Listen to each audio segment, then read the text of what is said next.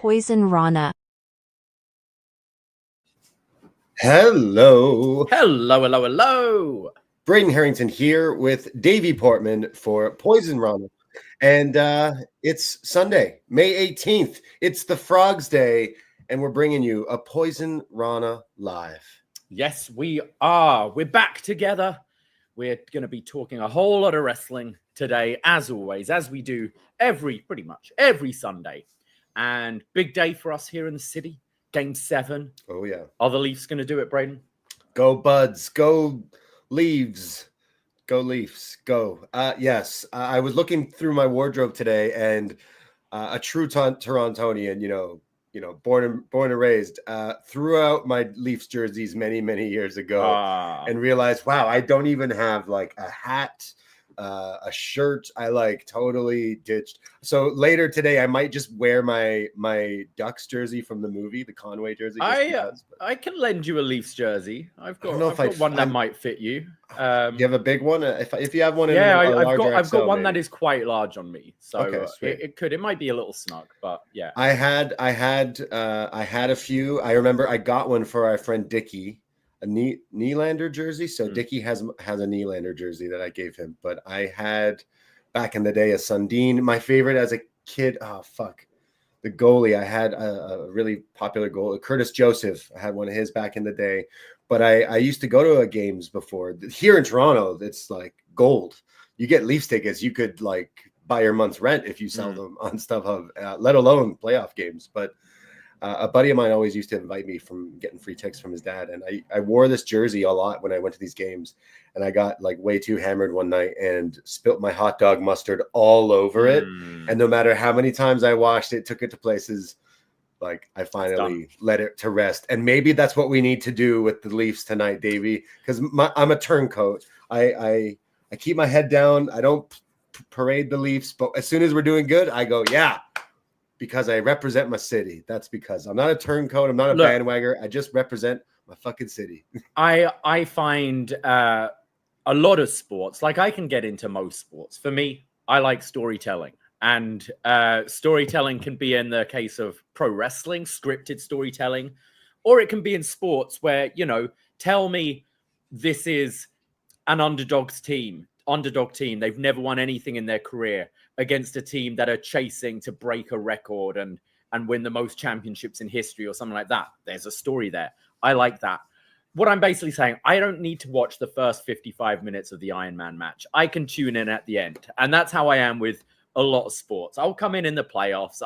I'll get behind my city, my team. But yeah, I might be in the minority. I do have a couple of jerseys, but neither of them have names on the back. A, they're a little cheaper if you buy them without anything on the back. B, I know my luck. I'll buy a player's jersey and then they'll, move to a different team the next season or do something even worse. So, and then it's oh man, I can't wear this anymore. So I've always with my football jerseys, if I've had anything printed on the back, I'll have my name DVP. And then my number on the back, or just keep it blank. And I've been lucky. I've got a jersey in Winners when I first moved here, and it was a couple of seasons old, and that's JC Penney for America. Exactly. Yes. Yeah, TK Maxx, that kind of thing. Shout out Benno, he loves Winners. Oh yeah, in Canada, Toronto. So I got one there really cheap, unnamed. I think it was the old a couple of seasons old, the old logo and stuff. Yeah. And then my bar being how they are, they often have promotions and competitions for prizes, but they tend to announce them a little late. I.e., we started our thing, which was hey, enter this competition every Leafs game. They started this on game 6 of the series, where we could have very easily been knocked out and it not been a thing. But this happens a lot. And then we have these prizes that are never claimed. So last year I was able to get a brand new Leafs jersey as well, which was pretty cool. So I've got two kicking around. I like jersey. I'm a Canadian, so I grew up. Hockey jerseys is fits here. People wear them all the time, and you see them everywhere. And in the States, not saying hockey isn't popular, but not tooting our own horn, but the Maple Leafs, one of the OG 6 teams, and has the best jersey, like I think by it's far pretty best nice colors. jersey, Our colors, like so nice. Because I like to watch. I think playoff hockey is way more interesting than just normal season, and obviously because it's the best of the best. The whole season you're watching Ring of Honor, and then finally you're watching the pay-per-views. Essentially, that's how it is. Like towards the end. So these games have been really interesting and really fun. I see all the other jerseys, and I'm like, these are so ugly. The Vegas Knights look like they're dipped in piss. They're supposed to be gold, but whenever people try to make things look like gold, most of the time that ends up looking like piss, and I just can't stand those jerseys. And I told you I have the Mighty Ducks 2 jersey that says Conway, and the Ducks jerseys this year were abysmal. You took away like the best part of the branding. You brought it back, but then you changed the colors, and I don't know. It was there's something about that I like.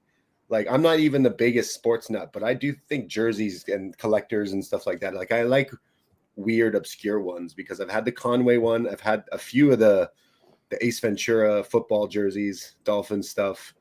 One of my favorite, they were giving away at the Jays game yesterday. And quite often when there's these giveaways at the Jays, people leave them behind at the bar. So I acquire them. Yesterday it was Barbie Day at the Jays. Oh, so they were giving away these like pink Blue Jays jerseys. Oh, I would have loved that. Right. And I'm pretty disappointed that no one left one behind. Like, I could wear my Hitman jersey tonight because that's the hockey team jersey I have, the Hitman.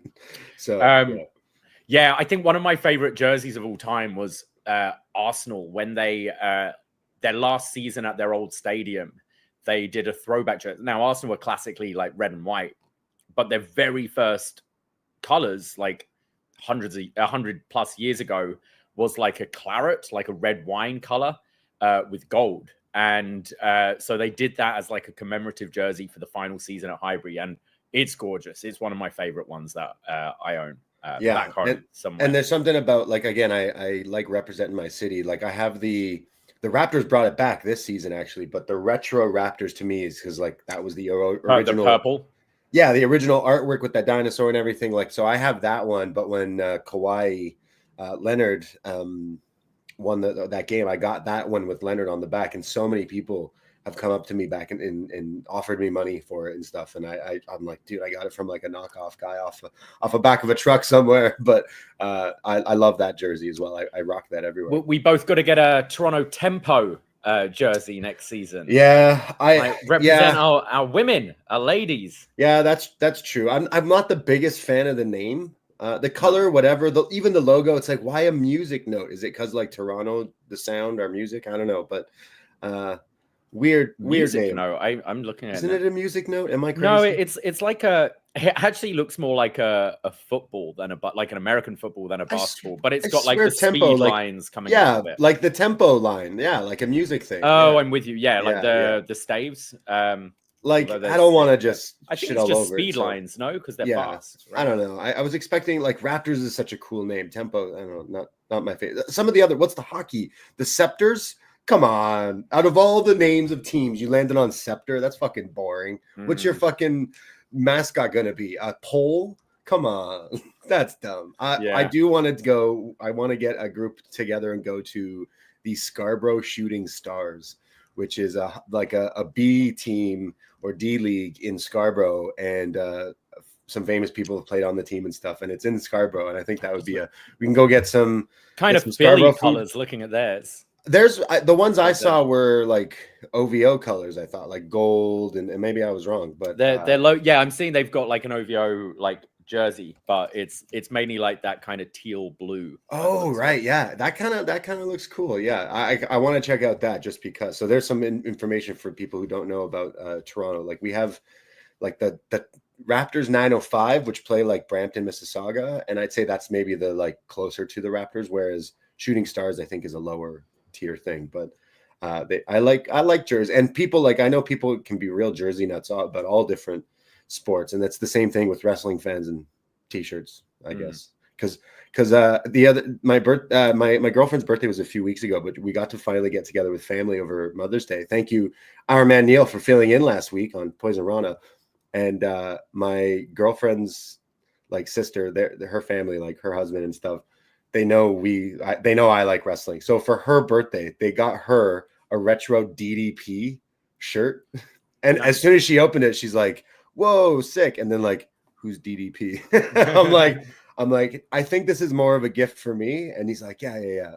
I think DDP is someone your girlfriend can get behind, though. He's I explained it's DDP model, yoga, and she realized who that was. She is familiar with DDP yoga and stuff. So I was like, cool.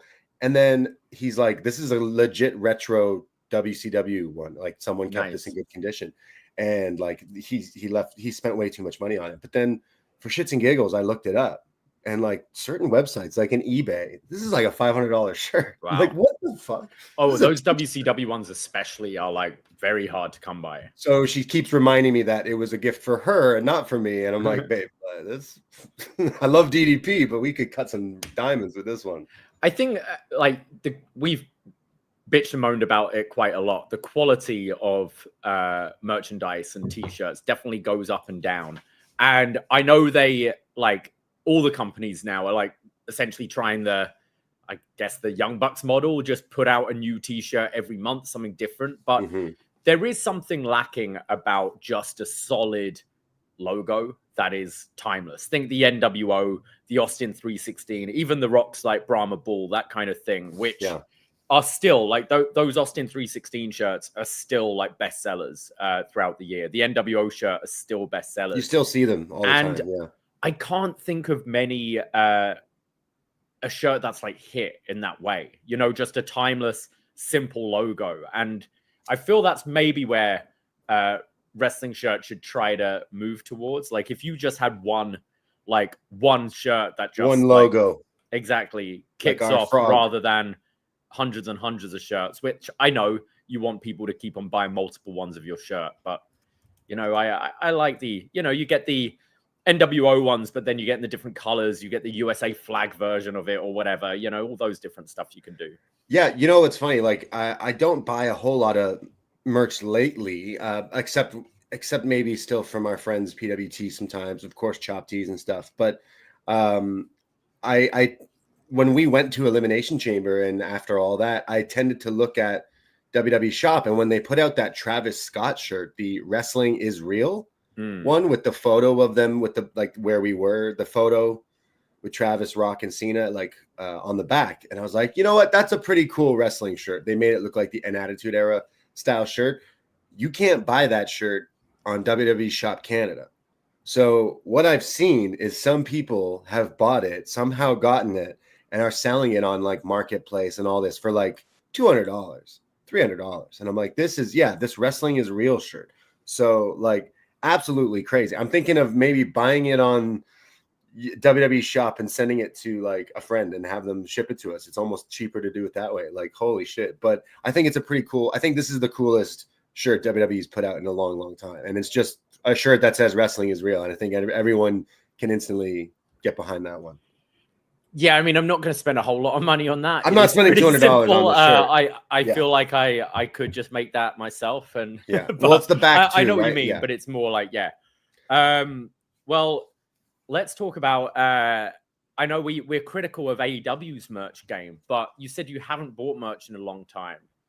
You know, you go to Globe Life Field in Arlington, you're searching through the stands. What are you going to look to buy there? What are you hoping for to see at All in Texas? Because yes, we had quite a week to this week. We went to Demand Lucha, and by the end of the night, we're going to Texas.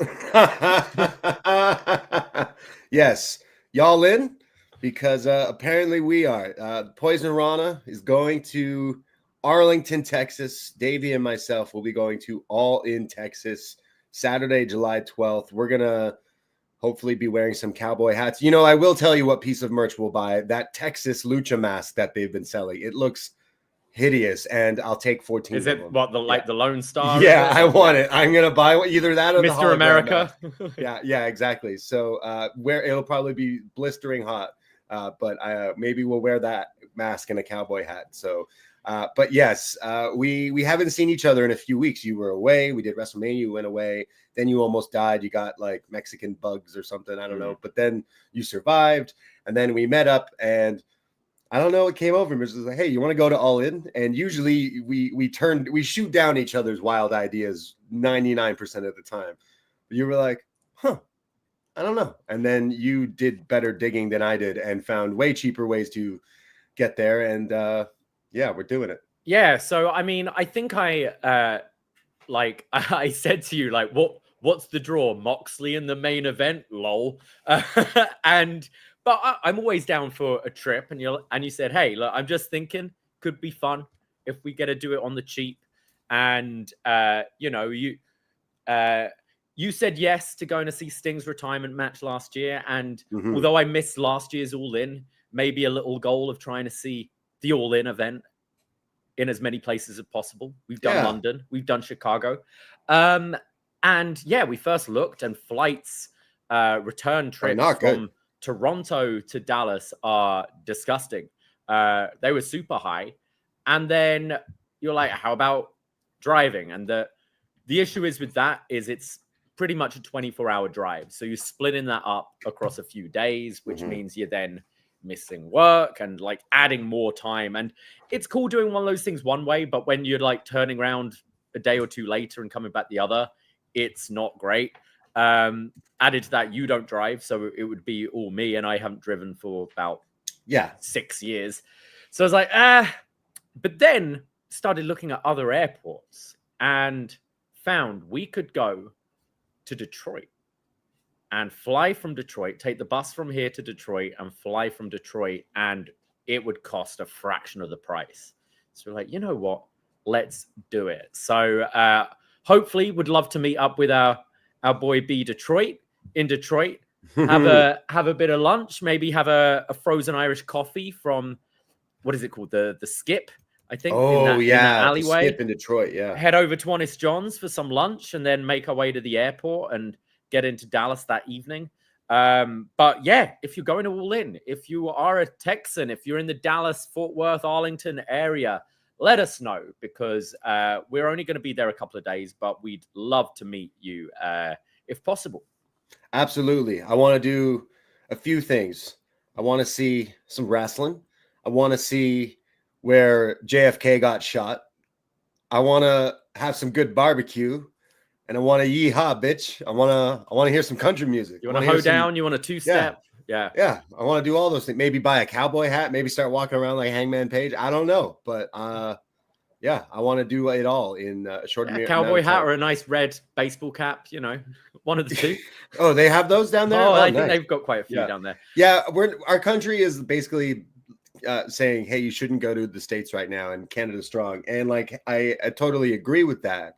And Canada's strong for sure, but like I'm not going to lie and say that our country is as, fun as America. So I'm going down and experiencing freedom, going down to experience All In Texas, now, and I'm very excited. Because we're actually not staying far from the grassy knoll, the X in the middle of the road, the JFK assassination spot. You're gonna take a photo of my head. Just don't do what a friend of mine did when I went to Dallas in 2016 for WrestleMania. Okay. He posted a picture on his socials of him on the X, crouching, throwing up the peace sign, and the caption was just brilliant. It's like, oh boy, I don't think you quite understand the history of this spot right here. I want to do the tour. I want to go to Dealey Plaza. I want to get want to know everything. I want to know how this actually didn't happen. I want to know the conspiracies. I want to know it all. I mean, how about we could review Oliver Stone's JFK the month of for Texas? Sure, yeah, just because. Yeah, fuck it. Is that with I've never Kevin seen Costner? It. Who is that? I think so, yeah. It's a pretty stacked cast if I remember right. But it's all like diving into the conspiracies I've watched and stuff. Tons of documentaries about it, but I've never seen a movie about JFK. I don't think so. Interesting. Yeah. I want to have some barbecue. I want to do all the Texas things that I can do. So any Texans out there listening, DMs are open on the socials, Instagram, Twitter, whatever. Message us and let us know what we should do if you want to meet up, or I don't know. Sorry, yeah, I remember this was a stacked cast, but man, Kevin Costner, Gary Oldman, Tommy Lee Jones, Donald Sutherland, John Candy, Kevin Bacon, Jack Lemmon, and Edward Asner. That's fucking insane. Yeah, that's crazy. Okay, yeah, let's do that. And then a Western, something Texas. We've already reviewed the original All In, which we were at. But... we can re-release Tombstone, although I'm not sure if that was Tombstone. Texas. That movie's pretty lit. There's so much Texas stuff we could do. Yeah. We've never done a best match ever Stone Cold, have we? That's true. I mean, if it all lines up, and if one of the matches on this show is Kenny Okada, there's a whole best match ever there we could do that leads up to that. Or maybe we wait till the match happens to do it. I'm not quite sure, but yeah, or we could always add on a little bonus bit at the end. But I feel like I'd want to split that up if we're doing 5 of those matches. 4, they're quite long. They're pretty long. Matches, so I'm down for it. Also, like we're going in for just a few days there, but I know like you want to hit up some certain like different bars and different things going on in the Dallas area and stuff. So any recommendations out there, again, please let us know, because we're down to have some fun down in the D. Is that what it is? The Big D? I don't know. Is that Detroit? They fight over that, maybe? It's bigger in Texas, so even if Detroit is the Big D, it's probably bigger. Yeah.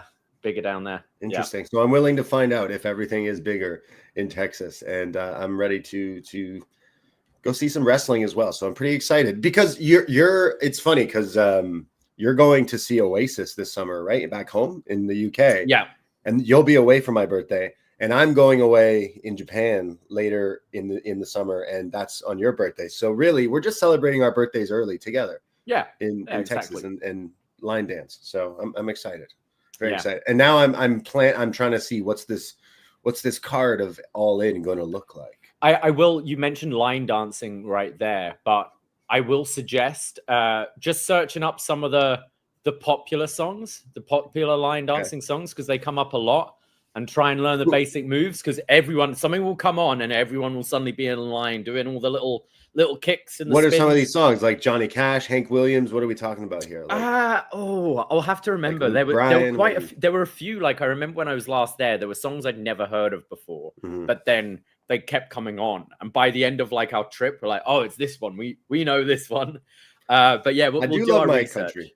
I can get into good country. Is when in time place it can be good, but yeah, like I love my Charlie Crockett lately, so I'm down. I'm definitely excited for little and I'm expecting everyone in Texas to walk around saying howdy, everyone wearing cowboy hats, and everyone's just carrying a gun. That's how I expect Texas to be. So pretty much. Yeah. Do you want to go shooting? No, not really. No. Have you ever shot a gun before? Yeah. Cool. Yeah, I would, but I don't know. Like, I'd rather eat barbecue. Did it make you feel free? Can we do it if we get lit, or? No, I'd rather not, especially with you. What do they drink down in Texas? Jack Daniels? That's from Tennessee, but like, what else do they drink? What's the beer is like Lone Star, I think. Super Shiner Bock. That's super popular there, if I'm right. I remember the what's the other one? The Starfucker shot, which is half Crown Royal, keep it Canadian. Half like watermelon schnapps, and then dropped in Red Bull. They're pretty good. Interesting. We'll have some AMFs down there. Whataburger. Can't get Whataburger many other places. Unfortunately, there's no Buc-ee's in the Dallas area, so perhaps we'll have to get people to grab us some Buc-ee's snacks, because I want to experience whatever the hell apparently we're missing. But yeah. Because apparently all the Buc-ee's is a big thing, but it's outside of the Dallas. It'd be too far. We'd have to like Uber like insane just to go to a fucking gas station store, which apparently is good. But also Sheetz is pretty good too. So I don't know if I'm crossing any boundaries or anything. I don't want to offend anybody, but I might have just on that. But Sheetz is pretty lit. Any sort of early predictions? I know we're kind of skipping ahead past Double or Nothing, but anything in particular, like I think, Kenny Okada is pretty much a definite, I'd say at this point. I hope so. Yeah. Looks like we're probably getting Okada and Speedball at Double or Nothing. So, and then Kenny for the big one. What are some other matches? I see the chat kind of theorizing about Mercedes' opponent. Is Mercedes going to win the Owen? Or is it going to be a little upset and have Jamie versus Tony? at All In, and perhaps Mercedes versus Athena, for instance. What are your thoughts of the card? True. Like you could have that could make things different by having Athena versus Mercedes adds a second banger of a women's match. That first match on Dynamite a few weeks ago or a month ago or so was absolutely great. So I would totally run that back. And isn't Athena from Texas? Yeah. So like that would from make Dallas. her. Yeah. Oh, okay. Nice. Oh, so, no, like, it was she Houston. Okay. I'm not like sure. like that is pretty cool. And I feel like they'd really put on something special. And that would also maybe save Tony and Mercedes. I feel like Tony and Mercedes is the bigger match, but you could also then do Jamie versus Tony one more time. And I'd really like to see that as well. Yeah, Athena's from Garland, which is essentially Dallas. Okay. So yeah, I think that's the way I'd go. Don't you prefer those two matches over them facing each other? Like that's kind of where I would go with that. And then of course, like again, we're doing this before Double or Nothing is next weekend, but like we'll know for sure if they are going to go with Hangman or Will Osprey for John Moxley, and like both are really hot and over. You could have easily put the title on Osprey already at this point, but are they going to do the Texas thing for the Cowboy? And where does that leave Osprey for All In? And if you did the opposite, would it be like Hangman and Swerve versus the Bucks or something for All In? But yeah, sure. I mean, there is that Hangman Swerve story going on, which kind of does open that up. Personally, I think you could probably ride another year with Osprey not being champion. Personally, right? I mean, and they have the pay-per-view in a month, right? Well, they've got Forbidden Door in London, but crowning Osprey at Wembley next year, I feel feels bigger, and I think this does feel like maybe, and we've only really recently been reminded of it, but Hangman's arc should end with him being champion, and I think him being the guy to quote unquote save AEW makes a bit more sense than Osprey. I think that the two people would be Hangman or Darby, who we'll get into in just a bit, because they're originals, and they are Team AEW. So I kind of am leaning towards that at that point, but then the options for Osprey are a little you can't really run the Fletcher match again. I wouldn't really run the Takeshita match again. The thing that they could go to, they did tease the sort of MJF Osprey match a couple of weeks ago. Whether, if MJF is still in bed with the Hurt Business and we haven't seen that fracturing yet, whether you go that route for a rematch of last year's All In, it does leave, I think Hangman has more options if he doesn't challenge Mox, but yeah, it does leave kind of one of those spare parts, unless we get into multi-man territory like WrestleMania seemed to be this year. Yeah, so if we do Hangman, then Osprey faces Fletcher or faces Alexander, or I don't know where we would slot him in there. I would like to see I think where we're gonna go is MJF versus Bobby Lashley at All In. I think that would be the match that it leaves the other two, the tag team. That could be the Young Bucks, or that could be Takeshita and Fletcher at that point. I'm not sure, but I would like to see Fletcher versus Takeshita at All In personally. I know they like to do the thing, they fight each other or they can split or whatever, but as long as I'm seeing those two on the card, I'm going to be pretty happy. But there's a few there's also the Edge, the Cope coming back, and I imagine somehow, some way we're going to get to Christian and Cope. I don't know how, but is that where we're going to go? I think so. I've got a little theory with that, which when we get into the Dynamite review, I'll bring up. But yes, I think we're getting Edge and Christian versus FTR. I think that's got to happen. I guess Hangman and Swerve versus the Bucks makes a lot of sense. And whether you want to, they're not particularly a hot act right now, but they have started being reintroduced on TV again. Whether you want to do something with Dustin and Sammy Guevara, I'm sure they'd want as just, almost a goodwill gesture to have Dustin on that show. He says he's winding down his career. It's right in his home state. It's a big stadium show. Sammy's started being on AEW TV again. whether you have them even going against the Hurt Syndicate or something could be something they potentially do. Yeah, no, absolutely. We can talk more. We'll go through what happened on Dynamite, and then we can maybe jump back in on what we're thinking about. But where do we want to start today? We have some things to plug and promote as well. Maybe we should throw that out of the way. If you haven't, let's do that. Yeah, if you haven't checked out on this very free feed, follow and subscribe to Poisonrana, not only here on the YouTube, but on in your podcast app that you use, Spotify, Apple, whatever it may be, and check out all the other shows that we got for free on that free feed. We recently re-released a best match ever Sabu in honor of the homicidal maniac that has passed away at the age of 60. We put this out for free because we wanted you to I don't know, get in the Sabu spirit, and we list a bunch of the matches, and maybe you can go and watch them and then check them out. And since I know some people have put up a GoFundMe for Sabu as well, so go check that out, and his website and his merch and stuff. And I'm sure there'll be some more stuff available from his like friends and family, whoever runs his accounts and stuff now, because they usually put stuff towards, I know they're putting stuff towards his funeral and everything. So shout out Sabu, rest in peace. And check out, because our only way that we know how to show love and support is like honor and show how much we totally fucked with Sabu so much, because the matches, listening back to some of it while we were, nerding out about this myth of a wrestler, and it was a lot of fun. So check it out and reminisce about this guy, because he had so many memories over the years and was so influential in the world of wrestling.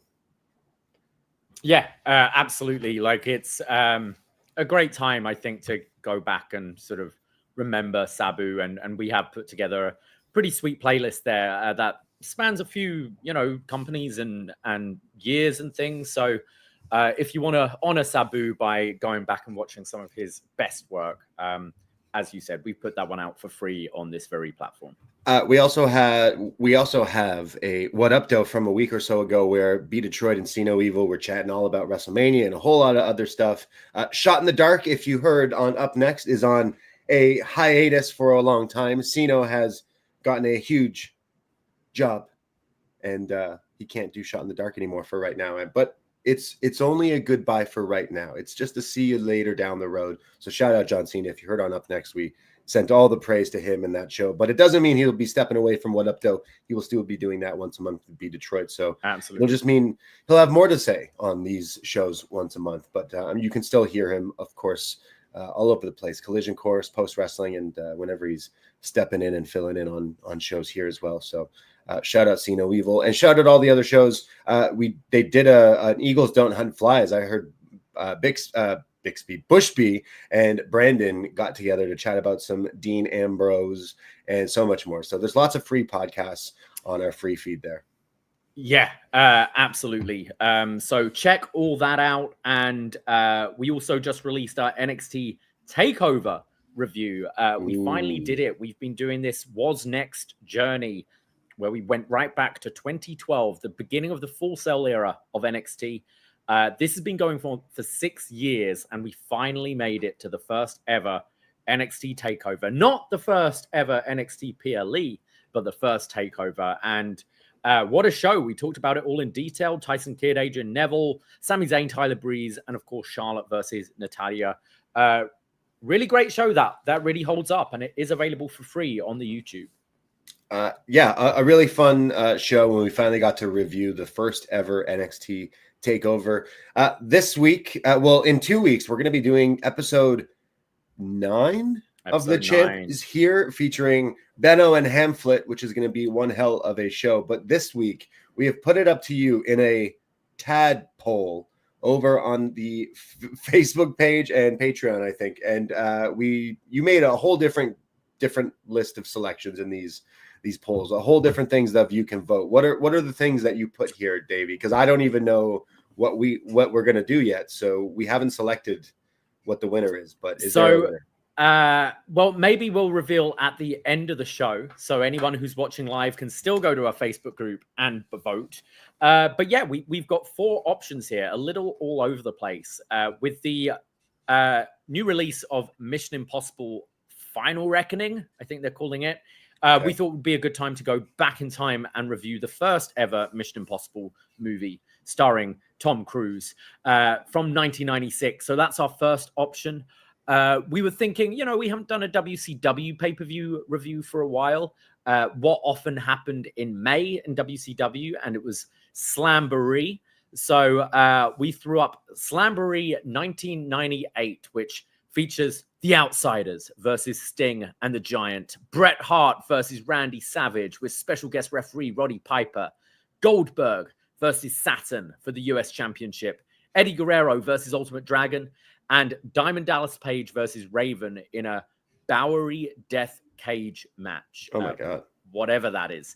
So Slamboree 1998, similar to Mission Impossible, Final Destination are having a new entry in the franchise come out. Bloodlines, yes, the Roman Reigns edition. So we thought we'd go back and review the original Final Destination, which is now, I believe, 25 years old. I don't think I've ever seen this movie. No?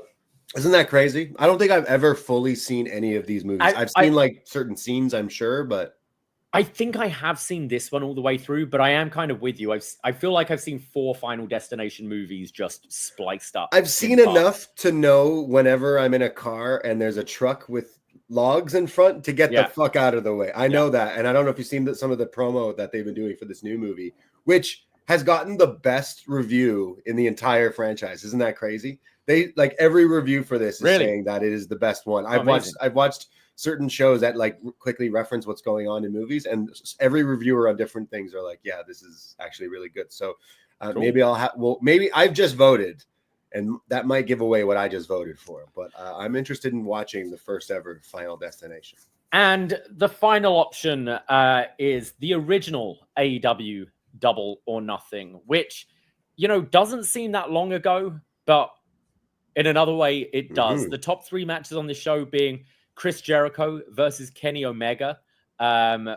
We don't have a AEW World title at this point. Right. We don't even have AEW tag team titles because the Young Bucks versus the Lucha Brothers are for the AAA World Tag Team Championship. How things have changed with that. Those titles kind of belonging to WWE now. And the bloodbath of Dustin Rhodes versus Cody Rhodes.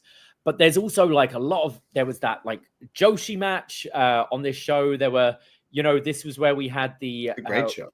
What was the like Chinese wrestling promotion that OWE was it that AEW started off with? Yeah, like looking at this roster, as I said, it's only about 6 years ago, but how things have changed since then. So we thought that would be an interesting look back as well. But go on to the Facebook group and cast your votes. It is very close between the 2 movies right now. Absolutely. I'll make for great reviews in the future, but just because of timing and everything, I am behind on my Mission Impossibles. I have seen 1, and I'll stand and die on the hill of Mission Impossible 2 is still the best one in the whole series. Yeah, I may not have seen a lot of the other ones, but I'll still say that there's a lot of slow-mo in that movie for no reason whatsoever. And that's it's so 2000. And Limp Bizkit, Take a Look Around, which is an absolute anthem. So I'll stand on that. I would love to review that. So I'll go through 1 to get to 2 for sure for that one. And 1's a pretty good. All of them are pretty good. And he's always, what's he jumping off of this one? Like, like he's always doing crazy shit for this new one. So I do kind of want to catch up and watch them because they are pretty fun movies. Absolutely. So there you go. Patreon.com/Poisonrana. If you haven't already, $5 to become a friend. You get a whole month's access to go back and even check out some of the other shows, including all the best match evers, retro movie reviews, and so much more. We just did Big Trouble in Little China and so much more. Fun stuff over on the Patreon and so much more to come in the next few weeks. And hey, while we're at it, chop-tees.com/Poisonrana, where you can get your snapbacks, your merch, your collectible Poisonrana official merchandise. And go Leafs go. Go Leafs go. Yeah. We did enjoy our Wednesday night. We went to the Phoenix Concert Hall to watch Demand Lucha. Yeah. Lucha Palooza. This is probably like our 3rd Lucha Palooza we've been to. We've been to quite a lot of Lucha Paloozas. Yeah. This was a awesome show headlined by Arez, Gringo Loco, Jack Cartwheel, Ray Horace, and Spiderfly in a Lucha Chaos Scramble match with Arez becoming the new Lucha Premier Championship. This had been vacated by Lince Dorado. We still love hasn't appeared anywhere yet, has he? He was tweeting today or posting on Instagram today that he will be appearing at Worlds Collide. Okay. So NXT debut imminent. Yeah. But no, we have so much fun at our friends Demand Lucha. And dare I say, this was the most fun I've had. This was probably my favorite show that we've seen. It had a little bit of everything. And something that Demand Lucha does right is like focus on guys who are like upcoming. Every time Demand Lucha puts focus on someone, they end up being, featured on TV and going on to, bigger and big things. But it's like they get their work in here, and it's something that's really great. Like Demand Lucha definitely know what they're doing. So shout out to everyone involved in the crew, because they did a show at the Phoenix, which is like a legendary venue here in the city, and it was almost shut down and brought back. So it was cool to see Demand Lucha do a show inside this venue. They are going to be back at Parkdale Hall in June for their next show, so you'll definitely be able to catch us there.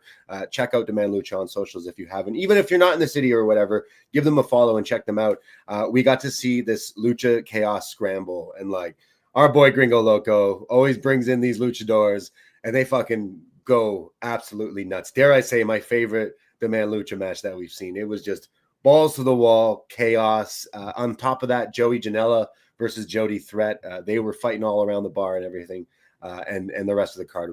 Every time we go to this show, we have a blast. So shout out to Demand Lucha. Oh, it's so much fun. Support independent wrestling, and we love everybody involved with the shows, and we can't wait for the next one. But honestly, probably one of my favorite ones that we've been to. Everything was so much fun. Well, also, we were predicting AEW All In, and maybe there could be a curveball. Maybe the Owen can all be thrown up in the air, because we now know that Darby Allen has reached the top of Mount Everest. Yes. Sporting an Edward Scissorhands t-shirt. Nice. Oh, beautiful. Johnny Depp would be so proud. So would Tim Burton. Wow, look at this. I don't know about you. It looks like there's a whole lot of mountain left behind him right there. That might be a photo from before he got to the top, but yes. I don't know if I'd be taking the photo at the top. Apparently, well, maybe there's no connection there, but apparently, according to like a Everest like explorer website, they post when people have made it and stuff, and his name was at the top, and it said American Darby Allen. So he has made it to Mount Everest, and all he needs to do now is do a coffin drop, the biggest coffin drop since the Sting match, and make it in for All In, make it for the save. If anyone were to survive a coffin drop off the top of Mount Everest, it would be Darby Allen, I think. Yeah, exactly. So maybe there's still a chance that he's the guy to beat Moxley for the title, but now I don't know about that. Like, as a last minute kind of thing, we were talking about Osprey maybe being a spare part. We did have that match on TV, didn't we? Osprey and Darby, I think, in the C2. But amazing. That is something like two big stars would put on an absolute crazy match at All In. If you had to, like, as I said, kind of spare parts of like top names, that would be something you could do. I just figured he would be gone a lot longer than this, so I figured maybe he wouldn't. Well, he's still going to climb down as well, so true.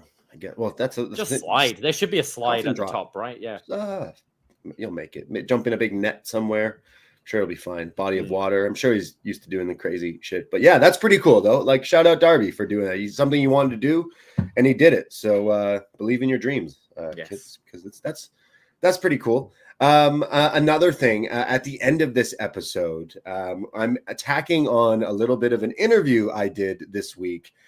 If you are in the Toronto or Canadian area of Ontario, GTA area, whatever it is, if you're in this area, there is a show next Saturday, May 24th in Kitchener, Ontario at the Kitchener Auditorium. It is Off the Ropes Studio presenting Slam-Demonium, which is a wrestling show fundraiser for KidsAbility. So this is a wrestling school just outside of Toronto, Off the Rope Studios. They train wrestlers in a more inclusive, safe environment. And I chatted with Jeff Black from the school, where we talk all about, I shouldn't say school, from the wrestling, studio. This place, these guys put on awesome shows, and this is all for charity. And there's going to be a lot of people inside the Kitchener Memorial Auditorium, including myself. I will be there. So if you're in the Toronto or GTA area, check out Slam-Demonium, follow Off the Ropes on Instagram or Facebook, and check out the interview at the end of the show where I talk to Jeff. We talk about the show. We talk a little bit about training, and then a very fun bit where I help him promote that Rhino is going to be at the show. And then he promptly tells me that Rhino was pulled by TK and that there will be a replacement, and then learning a little bit about how that affects some independent wrestling stuff. So some interesting stuff, as well as how it's all for a big charity. So I have one of my best friends lives in Kitchener, and I never visit him. He always visits me. I mean, I live in Toronto, so like, come on. But I'm making it a whole thing where I'm going to go to Kitchener this Saturday, see my buddy, and bring him to his first indie wrestling show. So I'm very, very excited about this. So if you're in the area, check it out. It goes for a big cause, and there's going to be some great wrestling on that show as well. So listen for the end, and I'll play the little fun interview there. So thank you. Awesome. Yeah. Shall we talk about some Dynamite? Absolutely. Let's get into it. Shout out Sum 41 with the new song. It's way better than the I'm So Excited. It's like, it's just so funny that was only on for 1 week, and you're just trolling us. Yeah, or just like click the wrong button. It was like, fuck it. Okay, well, I'm gonna jump ahead here, but you know how much we love Mina, but we love Mina's music even more. So Mina, I didn't understand this tweet that I saw, and someone shared this like capture of a tweet from Tony Khan and this viewer. But I just watched Dynamite yesterday, and now I understand. So Mina comes out to this new song. And it's even got like her name in the song, like Mina, and she's dancing, but it's more of like a trap song, like the beat of like more like modern hip hop kind of stuff. And she's trying to dance to it, but it just doesn't have the same like. Well, she's got her like routine, hasn't she? Yeah, she's got a whole dance, and her original song is a complete ripoff of one of our favorite songs, Danze Kuduro. Oi, oi, oi, you know that song. So she comes out to this song on Dynamite, and I'm like, oh, they changed her music. That's a shame. Like, that's weird. But when she, again, jumping ahead, wins the match, they play her old music. So someone on Twitter went, yo, TK, did you just decide on the fly that you switched back to her old theme? And he just replied, yeah, I did. So TK realized, no, we're going back to Danza Kuduro. I feel, unless saving it for big matches, but I feel they've learned that with Kenny Omega as well, with his new music that just didn't work at all. Oh my God, we're going to hear that other song in the stadium either. Battle Cry is fucking lit. Battle Cry gets me amped and jacked up. Maybe, you know, Kenny's my guy, but like, I love that wrestling song. And then his new one is the Final Fantasy stuff, and I don't necessarily vibe with that as much whatsoever. But the Mina song is back. That's good. Some 41 Canadian band. That's way better than some 80s, 70s song. It's just like, this fits way better with wrestling. I mean, we can jump all over the place, but as we're talking about Mina Shurikawa, let's talk about that. She won a pretty fun four-way, I thought, with Tony, Sky Blue, and Azumi. And this breaks the undefeated eliminator streak that Tony Storm had going. I think she was at this point, was it 12-0 in eliminator matches or something like that? So Mina, obviously a little history there with Tony Storm, going back to the Mariah May feud and Time in Stardom, etc. But this is going to be a Double or Nothing, Mina versus Tony.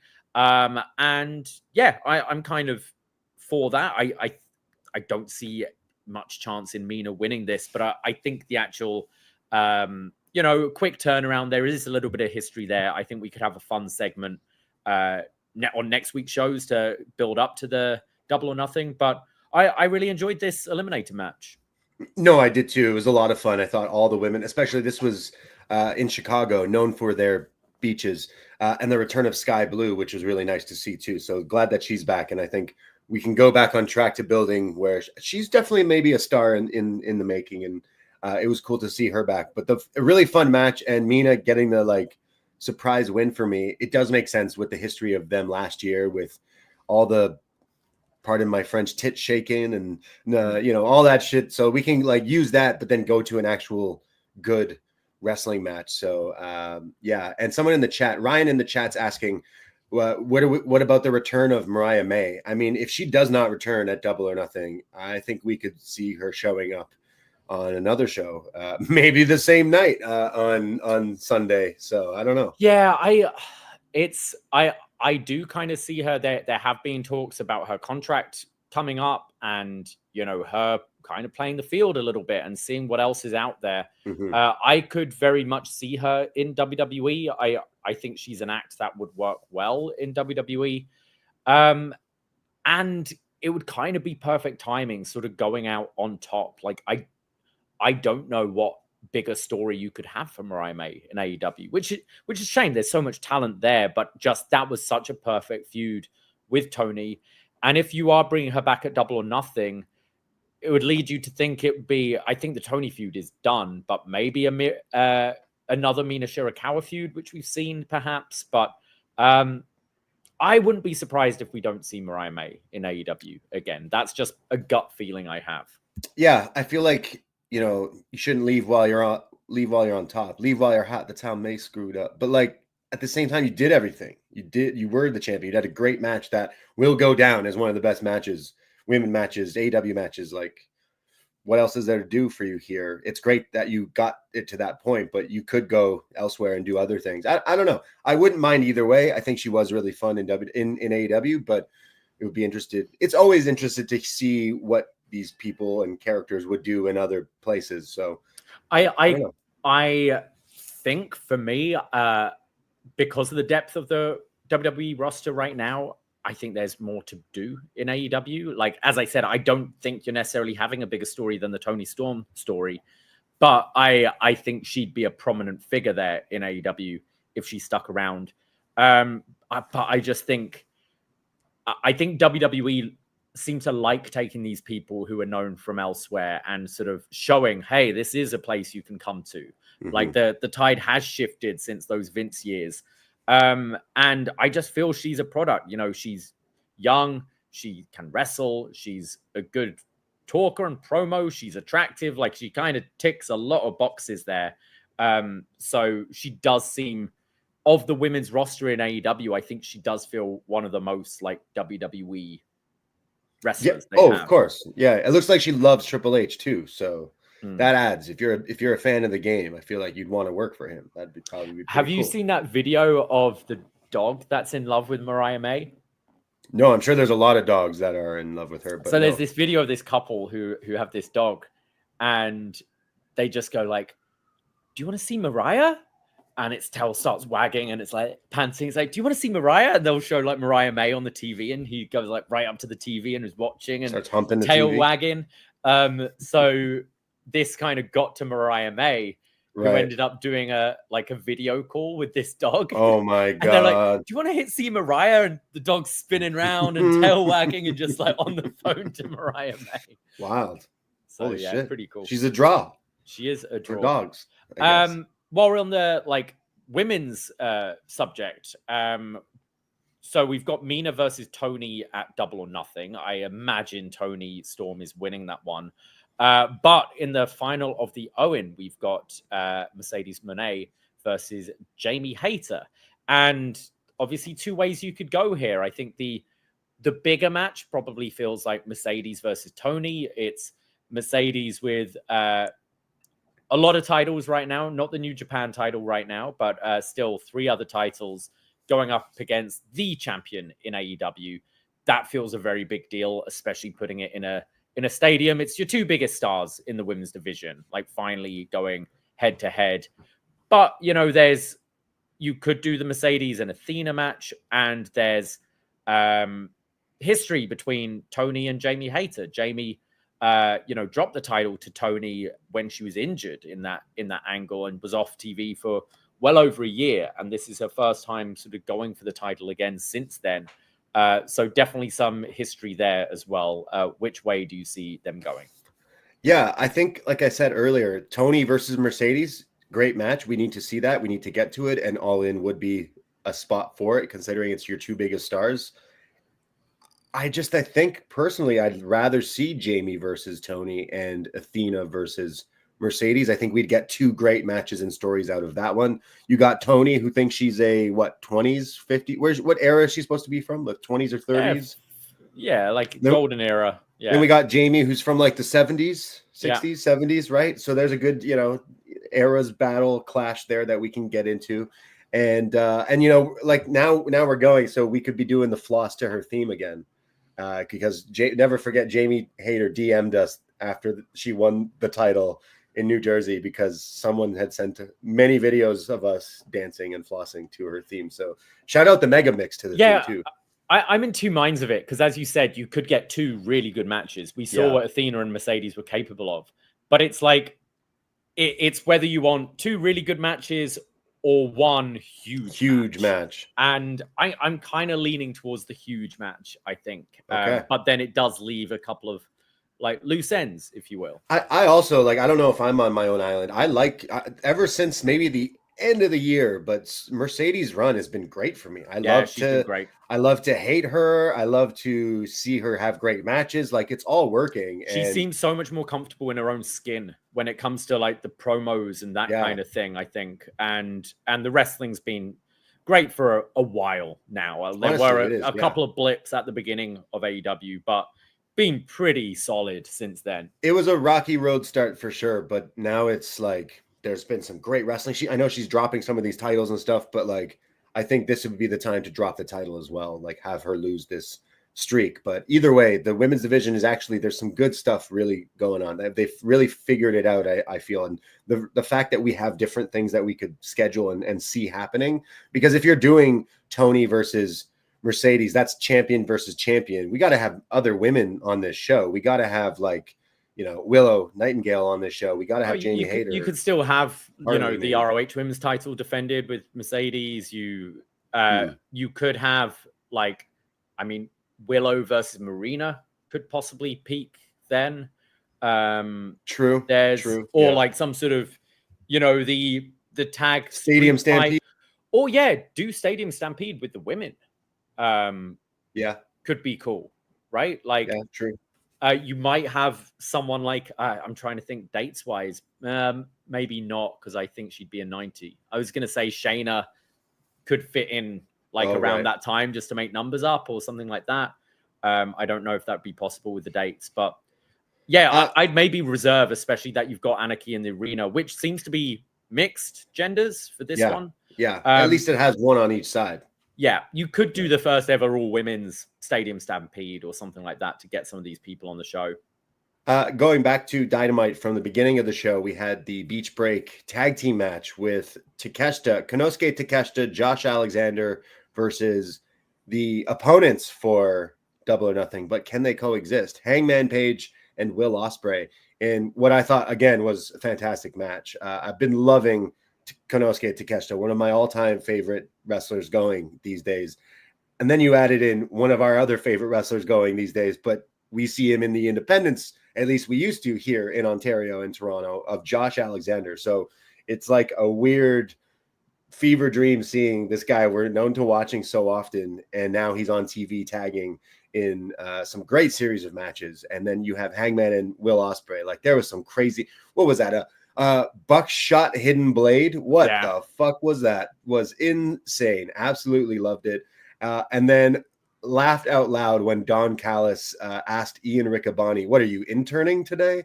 Which I saw Don Callis outside of Maple Leaf Wrestling last weekend after I left, and he was with Lance Storm, and I didn't want to go over and bother good old Don because I'm sure he would have said some mean things to me, but I loved this tag team match. And my God, did Konosuke break Hangman or Will's face in that knee after that attack? Boy. You see the photo of the face smush? Like, this photographer got it right on the money. Nice. Their faces are just smushed together. It's almost like Will is kissing Hangman's forehead, but I don't know if there was an injury to come out of that. But wow, that was a really great way to open Dynamite. I can't stress how much I love Takeshita now that Alexander is added to this group. Like, Fletcher, Alexander, and Takeshita are three like real hoopers on Dynamite. Yeah, I really enjoyed this opening match. I think Josh Alexander has fitted right in and is working in this group. I do think there is a lot of extra fat that needs trimming. I don't think Cage and Archer should necessarily be part of this group. And Trent and Rocky, it just kind of... Oh, are they part of it? They're part of the group as well. It does bring it down for me. Yeah. I've heard some people say that I think the Rocky inclusion is because the New Japan partnership, and with Takeshita being in New Japan as well, it can kind of Rocky kind of be that bridge between the two.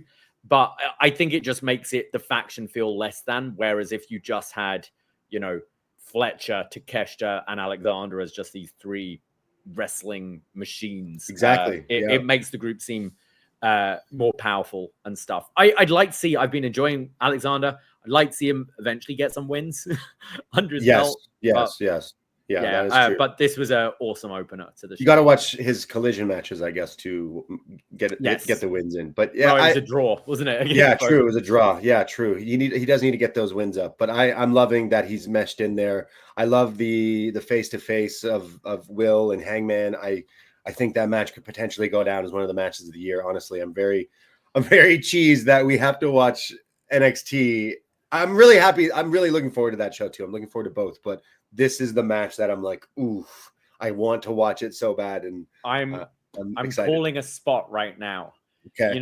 We get in those great Okada Osprey matches, the Rainmaker into the backflip setup for the power bomb. Yeah. We're getting that off the buckshot. So like he goes for that and he counters it. Buckshot and flips around the arm. Gonna be some crazy shit in this one too. Liger bomb, yeah. Yeah, like where do you see? I know we have a week before a Dynamite and I guess a Collision before this pay-per-view, but as we were kind of saying off the top, I would really like Texas Death one last time, Moxley Hangman in Texas. But is Osprey just too hot right now that we got to strike while we can? I don't know. They have had Texas Death before, haven't they? Yeah, they did a epic the same year that he had the match with Swerve. He had the one with Mox, which was maybe just a little step down in people's eyes, but it was still an insane, incredible match. You could totally do that. Especially seeing that Hangman beat him with that last time could be a good match to call out. I think storyline wise, it makes more sense with Hangman right now. I feel Osprey you could hold off another year. I think a lot of people would disagree with that, but we've seen with Cody in WWE, you can hold it off for a bit, and I think Osprey is good enough that he will keep over and will stay. He is good enough. I just think a crowning moment in Wembley just feels so much bigger. Like the Cowboy winning in Texas. Yes, I know he's Virginia, but the Cowboy winning in Texas and the English lad winning in Wembley just feels so much better. Yeah, no, I completely agree. And I think that is the route that we should go if we do that. I think Osprey can keep his people's interest for over a year. And there's other many different side quests that we could go after, but he has referenced hey, I'm going for this belt. So it's you're going to stretch that for a whole year and some change. But at the same time, Hangman versus Mox one more time in a Texas Death match does have my attention. I would be down for that. So that was pretty great from Dynamite. Ricochet versus Zach Gowen in a match, which was pretty fun. Shout out Zach Gowen. Shout out SmackDown from the early 2000s and or I guess mid 2000s. What 2003, 2004? 02, I think. 03? Right? Yeah.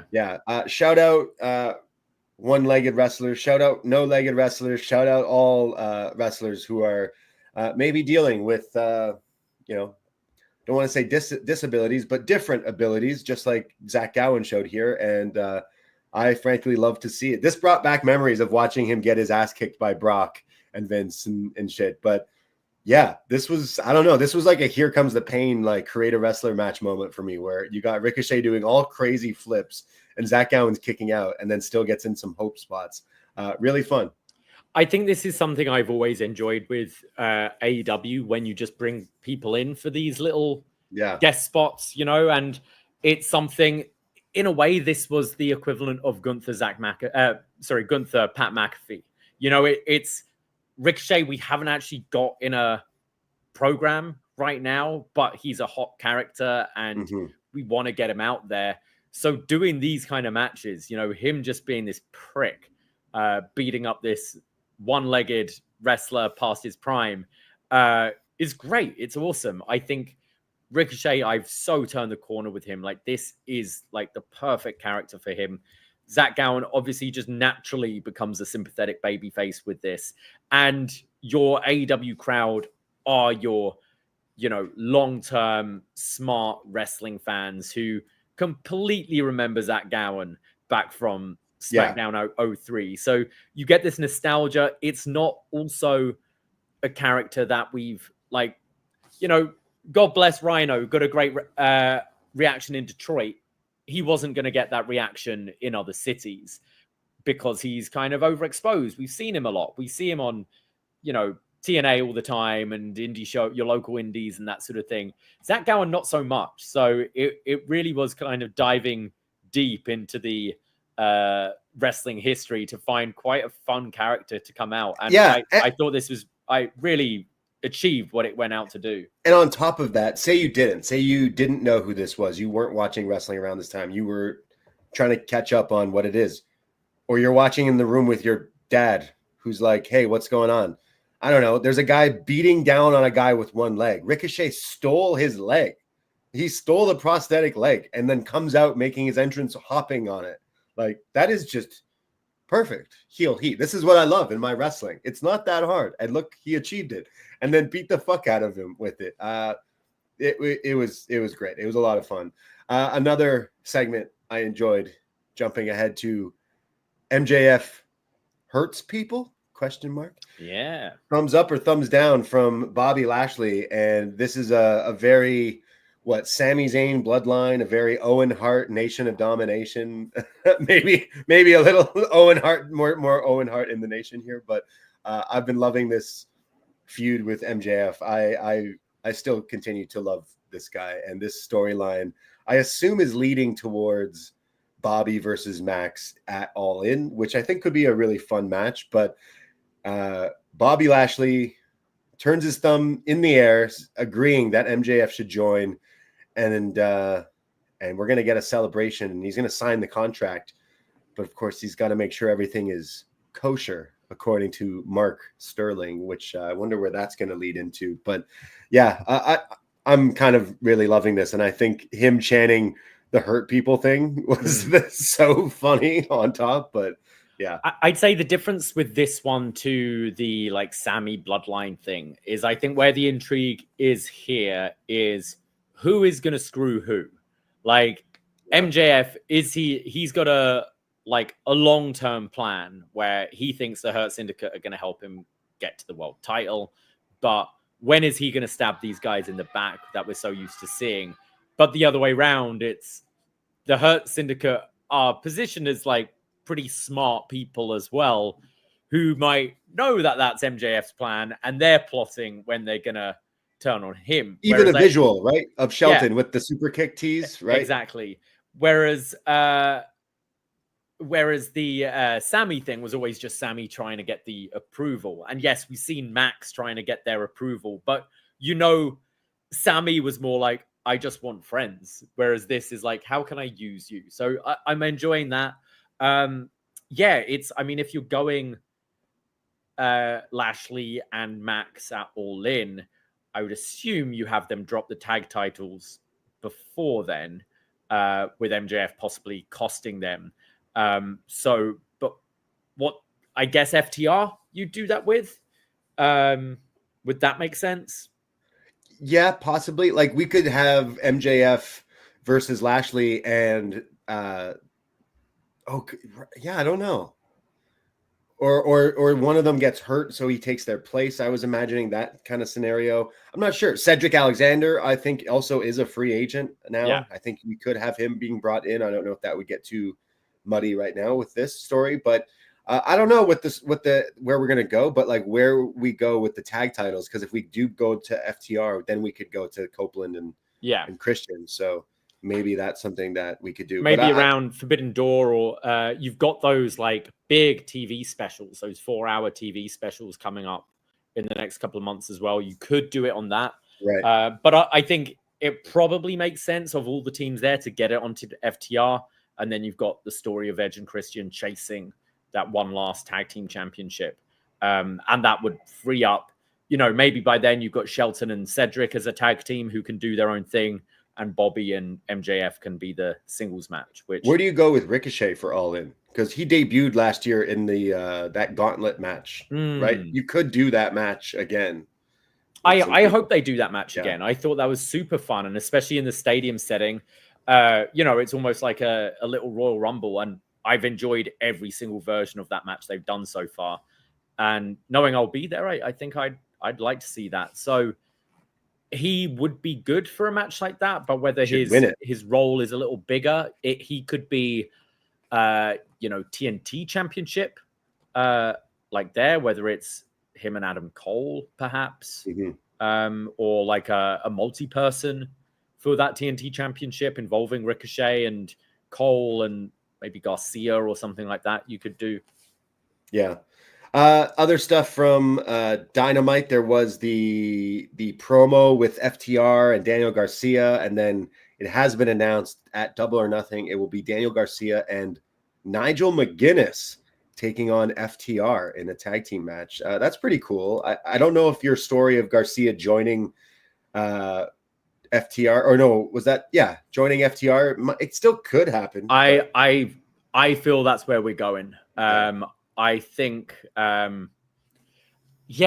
know Garcia's been beaten down, but I think he could have like a bit of a realization, similar to FTR had with Edge, that, being this nice guy, good guy, trying to do the honorable thing isn't working out for him. And therefore, I think turning on Nigel McGuinness, who is going to be a sympathetic character, he's an announcer. He's a retired wrestler. I feel you could potentially do that here, which could open up, for possibly All In, or whether you wanted to save it for Forbidden Door, which is quite a way away though. But Garcia, Nigel McGuinness in a singles match there, I think stylistically sounds pretty good for All In. Or you put those two back in that. That's also where Nigel debuted, kind of returned, right? But the gauntlet match, the casino thing with those two in it would make sense, and let the different feuds kind of cook. And I think Copeland would return here. I would hope that Nigel, while we have him wrestling, the Forbidden Door match is in England. You know who he has to face. Zack Sabre Jr. Zack, yeah. 100%. I feel you could be doing Zack versus Will for that, though. Like, ooh. I know they face a lot of times, but Zack versus Will at the O2. In the O2 is the biggest arena in the UK that they've done. I mean, who else is there? They're big stars there, right? Like, they don't really... Not Naito. So either way, I think that's cool. You're still saying Daniel Garcia is joining FTR. I feel so. And then you could... Garcia took the title from Christian, so that you have a little animosity there with that. I'm like trying to think how you then get to Edge and Christian getting back together. I don't know how we get there, but we have to get there. Will. I think we will. The patriarchy are slowly turning on Christian. I think I think he needs to realize the errors of his ways, I guess, or whatever. But I think Copeland's in Toronto today for the Leafs game. He's been following all the games and stuff, but I'm sure he'll bring some good luck, hopefully. But as long as we get to see Edge and Christian do a 5-second pose in Texas, I think I'm in. I don't know how we get there. I don't even know if we're allowed flash photography in the venue. For those who benefit, seem pretty strict with what you can and cannot take in. Yeah, I don't know if I'm loving Stokely with FTR, but I'm interested to see like where it goes. I feel he's unnecessary with this act, and I think it makes them seem less than. I think both, like Dax is obviously a great talker, but I think Cash is actually kind of underrated. I think the fact that Dax always does the talking, you forget that Cash actually can as well. And I thought the initial angle was so serious with Edge, with Cope, and Stokely just is a comedy guy and hasn't really led any successful groups either. He's, to me, a bit of a Robert Stone. So I think it makes him seem less than and could do without him being there. Then we had the cage match, Samoa Joe versus Jon Moxley. And I thought it was a bit of a house show cage match, to be honest. I'm just definitely over. I think most people are. The Jon Moxley stuff, bless him. But this run has been so brutal to viewers, and we can't wait to see someone take this title. And we assume it's at All In, because he doesn't lose it to Samoa Joe here on Dynamite, but it is Gabe Kidd from New Japan Pro Wrestling who helps Jon Moxley win this while all his other Death Riders are getting attacked, which then leads to Samoa Joe threatening and challenging for a huge match. When Kenny comes out, Okada comes out, Swerve comes out, it all is going to lead to an Anarchy in the Arena match at Double or Nothing. But the cage match, it's still fucking Samoa Joe and Jon Moxley in a cage match. It was cool, but it didn't get it to anywhere like it really wasn't memorable. And I think from AEW standards, who have not used the cage gimmick that often. The last one was not maybe one of the best ones ever. So I think we've only had like 5 or 6 of them in its entire time, and they've all been pretty memorable. Yeah, I'd say this wasn't memorable at all, but the post-match was pretty exciting with everyone coming out. Gabe Kidd, who criticized people for joining AEW and jumping to WWE and all that, showing up in AEW just because he loves the Death Riders. I found that he's a pretty good talker, and I think as someone who is aware of him from New Japan and comments and that sort of thing, I hope he gets a chance to talk and try to sort of retcon that a little bit. But it makes sense bringing him in now, making him a character that we're aware of now, before Forbidden Door. So by then he should feel like a big act. Kenny, Gabe Kidd 2 in London, I think would be an excellent idea. Absolutely. And now he's already in that vortex to steal that word, being with Kenny on the opposing side. So I think that's pretty cool. I'm a little I'm sure the match will be fun, but I am a little tired of this gimmick now. Or it's more so I'm tired of this gimmick having to take place at Double or Nothing every year. It feels very TLC branded pay-per-view, Hell in a Cell branded pay-per-view, and you just see it. It's, May's round the corner. We're getting all these unlikely alliances that are going to just dissipate as soon as this event is over. So that I'm not necessarily as excited about. I'm sure with all the talent involved, and I think it's cool that the women are involved in this as well, I'm sure it will be a good match, but I find these a little diminishing returns each time they do it. No, absolutely. I think we're going to get, so this is what, how many fucking people are on this side? You're going to have someone sitting out of this one, which I imagine would be Claudio, I would think, unless we do 6-on-6 and the baby faces find someone else. Because what you've got, Mox, Gabe, Marina, the Bucks, and Claudio. That's 6. And then baby faces, we've got Joe, Swerve, Kenny, and who are the others? Joe, Swerve, Kenny. I don't even know. Who are the other 2? Yeah. I guess remember. We'll see. This match is not official, but it will be added to. This probably could be the main event. The bigger question is whose song? Oh, Hobbs, of course. How can we forget Hobbs is in that? Swerve, the Ops, right? Shibata, maybe. Isn't he injured? Kayfabe wise? Oh, okay. So it's 6-on-4 at the moment. I'm sure we'll figure they'll even that out with some. I mean, you could have Shibata and Hook coming back, and then that's 6, right? They have announced a Ricochet versus Mark Willow, Briscoe in a stretcher match as well for Double or Nothing, which sounds awesome because Mark Briscoe has been killing it, man. I've been loving him. So the pay-per-view looks fine. FTR versus Garcia Nigel, Timeless versus Mina, Hurt Syndicate versus Dustin Rhodes and Sammy. I guess we kind of skipped over that we're doing Ring of Honor versus Hurt Syndicate, and then Jamie Mercedes and Hangman Will Osprey. So that's pretty solid looking pay-per-view. Sorry, Mark Briscoe stretcher match. Okay, I wasn't aware of this. This came out of Collision, did it? That sounds great. That sounds like there's going to be some crazy shit to that stretcher, 100%. Sorry, Magan reminding us Speedball's involved as well. So of course, Joe, Omega, Speedball, Willow, and Hobbs. Oh, imagine! Oh, I can't even imagine some of the stuff they're going to try to do in this Anarchy match with Speedball's feet. Oh yeah, they're going to be on fire. Because we were just he's literally going to light his foot on fire. Maybe at the match, I just saw Speedball, Gabe Kidd, and Michael Oku at the Maple Leaf Wrestling last week, and in the thing, Speedball goes to roundhouse kick Gabe Kidd or like do like a 619 or something, and Gabe Kidd counters it and then puts Speedball's foot in his mouth and starts chomping on his toes. It was absolutely sick.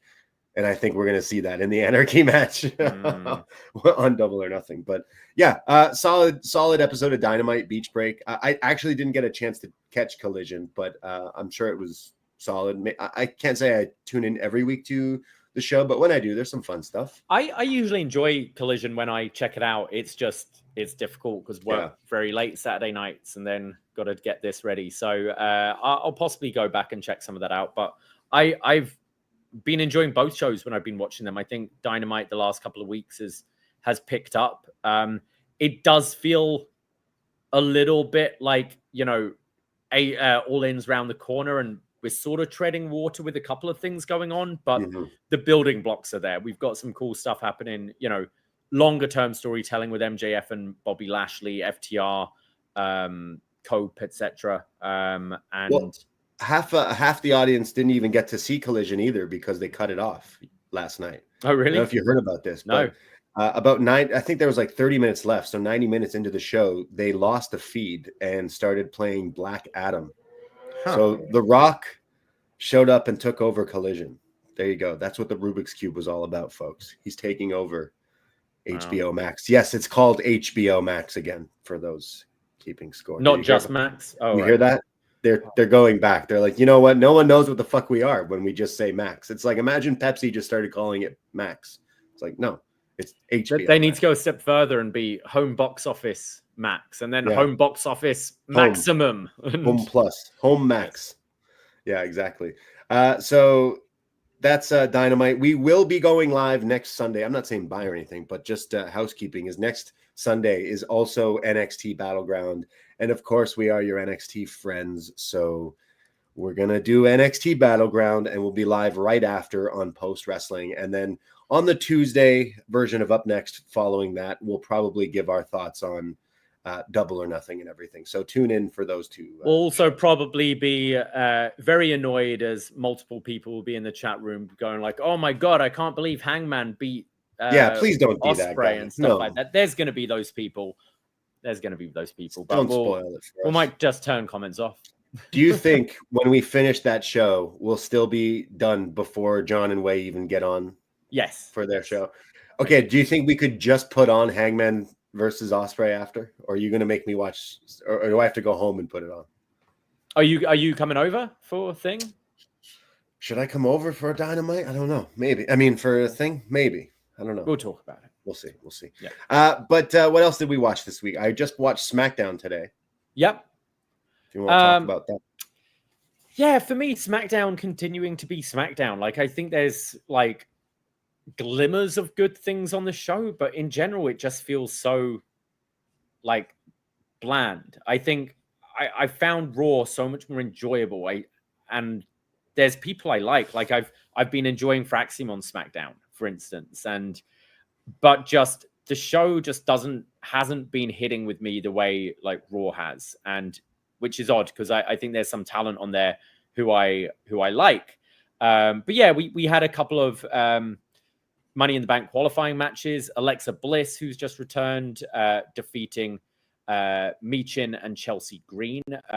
Alexa Bliss also had a bit of a moment backstage with Charlotte where Alexa's saying like, hey, what happened to the person that really helped me out when I was in NXT and stuff? And apparently I found some stuff kind of Alexa Bliss Bailey promo from years ago where this is actually referenced, where people were kind of not so nice to Alexa and Charlotte took her under her wing. So teeing up a bit of a feud there between them.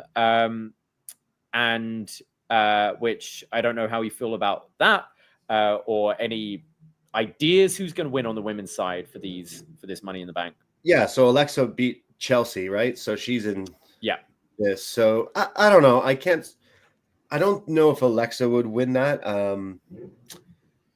Maybe give it to a heel this time. Last time around, it was kind of a heel when she won. But we also saw in that segment Julia, right, coming out of Pierce's office. So I see. So Julia's SmackDown now. That's so weird. Why would you do that after debuting her with Rox? I think just to get, they did have the moment where they, lost and then they sort of broke up. I think maybe just to get us to see them and main roster kind of familiar with them. Right. But Julia's an option. I think Naomi, as Megan's saying in the group as well, makes a whole lot of sense. I think she'd be great with you can already see the caution tape wrapped around this briefcase, right? But Julia, I think if you wanted to put a lot of steam behind her, I think she's someone who could beat Tiffany. I think if you want to get to that down the line, and it could just put a bit of a rocket behind Julia if you have her be champ quite quickly, rather than challenging and losing and sort of fading away. I think it's especially with some of these foreign stars where English isn't their first language, you kind of want to make them seem unstoppable because they're not necessarily going to get by on the talking and things. Like using that right away for Julia, if you want to really push her to the front right away, like she is good. We've seen it. So I'm just like, oh, you switched up already, which is kind of like backtracking because it shows me you weren't fully sure of what you were doing maybe when it came time to it. But what about the men's? Because so far, I think Solo Sikoa's got it in the bank. I think he's got it. I think he's going to win the whole thing. How fucking dumb. You had Rey Fenix in a qualifying match and you didn't put him in the ladder match. Do you know what this guy is capable of with a ladder? Lots of crazy shit. I really hope we get that last chance match because Phoenix, sure, if you want Solo in there, like Solo, we're not his biggest fans, but you got to appreciate he has been a main guy in WWE for the last year or so. So they are going to be factoring him into stories. But you need someone to jump off shit in these matches, and who better than Rey? Yeah, honestly, so weird. I do hope he is added to it. I imagine maybe Penta is put in this match as well. Could put CM Punk in there. I don't really care for Solo Sikoa. I think my interest in that whole anything bloodline related. I don't care if it's JC Mateo or Jeff Cobb or whoever. Like this thing is already gone on way too long, and I have zero interest in it. And it's cool they brought in Jeff Cobb. The name thing, whatever. It's not the greatest name. It sounds like some sort of 90s band name. JC Mateo. It's a name, whatever, but that's how you brought him in. It's just such a bizarre thing when you bring in Ricky Starks and you put him in NXT, but you bring in someone like Jeff Cobb, change his name and just make him a heavy is just baffling to me. It's early days. It's literally week 1 with this thing. But I didn't necessarily like the impromptu match with him just being in his street clothes for it. I think presentation wise, I think he looks pretty menacing when he's in the singlet and stuff. Because you appreciate his size a lot more. Because you see he's not a fat dude. He's just a ball of muscle. And I think you see that more when he's in his singlet. So I didn't like the jeans and the t-shirt for it. I didn't think that was good.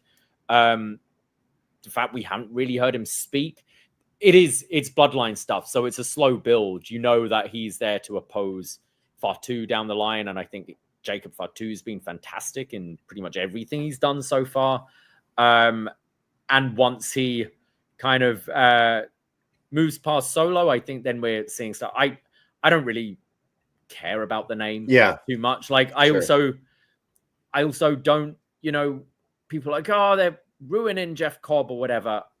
I don't necessarily see this guy as a star. I've liked Jeff Cobb. I've liked Jeff Cobb a lot, but I've never seen him as a top guy. So I'm like, go there, get your paycheck, have some matches here and there. He's not someone I'm necessarily looking at to break through, but he's someone who could have some fun matches with Jacob Fatu along the line. He would be someone who's good, mid-card kind of this level stuff right now. Who knows? Maybe he could, but I don't think it's the best first impression twice. No. Both his debut and this match, which was this the fact the t-shirt is it's kind of riding up a bit with a bit of his bum crack hanging out the other side. It's not a good look for him. Come on, Mateo.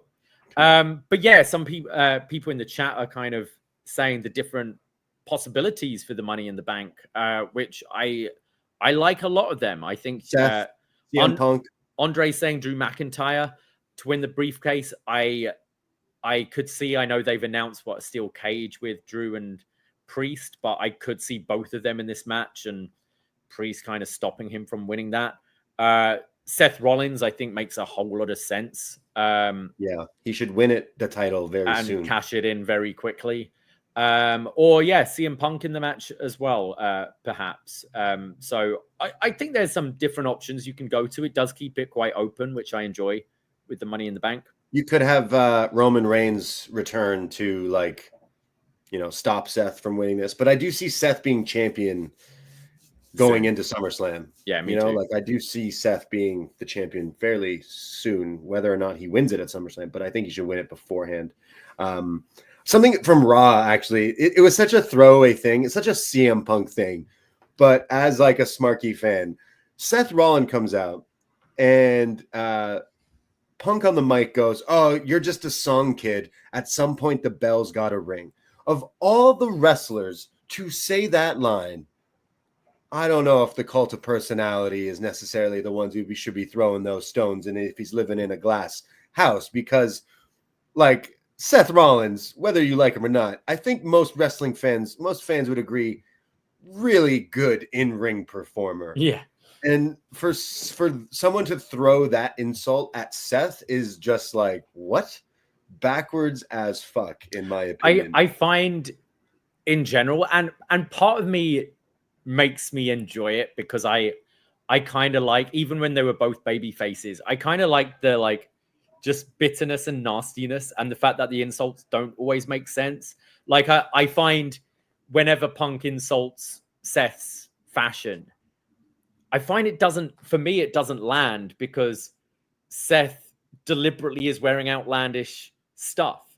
He's not dressed like someone who hasn't really thought and just looks like, man, what are you wearing? Your clothes don't fit you. And like, where did you shop? Punk's in dad jeans and his, like, wrestling shirts looks like Joe Exotic or something. I feel like when people, like, point out, like, the other day I was sat at a bar and this guy's like, "Hey," and, like, trying to get my attention. I really didn't want to talk to him. I was reading my book. I was enjoying a glass of wine.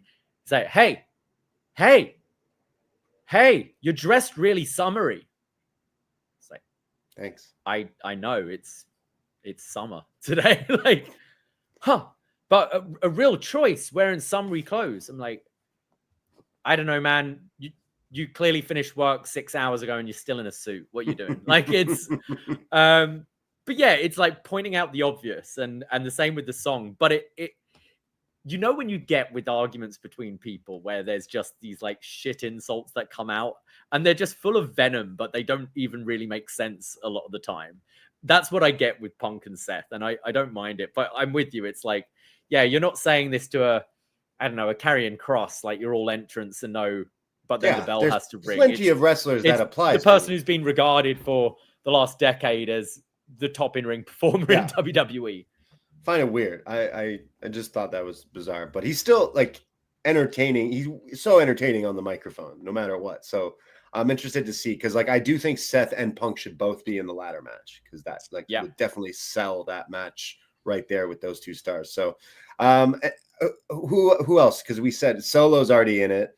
You got to add. I think Solo, Drew, Priest, Seth, Punk, and whether you get, like, Bron Breakker in there as well, or something like that, maybe. Something from SmackDown. Also, I know the TLC match from weeks ago was stellar. The Machine Guns in WWE, I don't want to say it's been a bust, because they've come in, they've been on TV, they've won the titles, they've been in a instant classic already this short in their WWE career, but something is still, like, not necessarily clicking. But that match was stellar.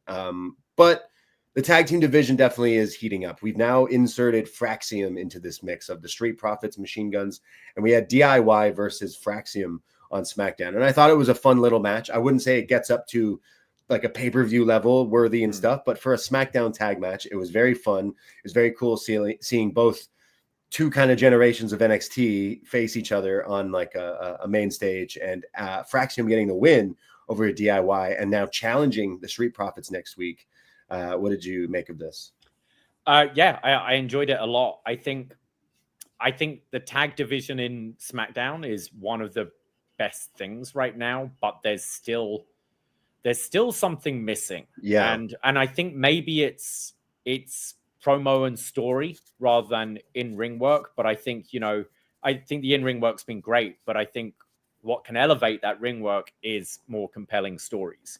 I get the sense that this tag division as well is going to be all split up once the draft happens. I could see Fraxium potentially going to Raw. And I think that's a reason why they're kind of burning through a lot of these matches very quickly. I see the Machine Guns match happening very soon, because it's like, let's get all these big tag matches out the way and put some entertaining stuff on TV before we move these teams around, because the Raw tag division is completely threadbare. But I'm enjoying. I think the tag division on SmackDown is one of the strongest things it has to offer right now. It'd be cool to see some mix up there and spread some of these guys out, because Raw definitely feels like it's lacking.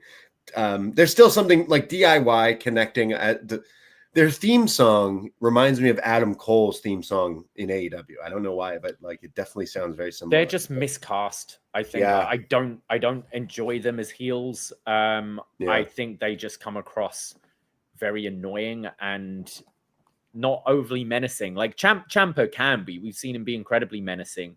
Johnny Gargano, just because of how he is, kind of just has to play the little shit heel, which is essentially like Wheeler Yuta.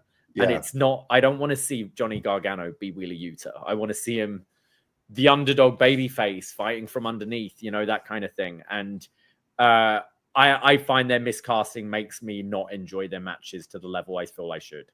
Yeah, no, fair enough. That's definitely how I feel. And then the main event, Tiffany versus Nia Jax in a rematch that we've seen.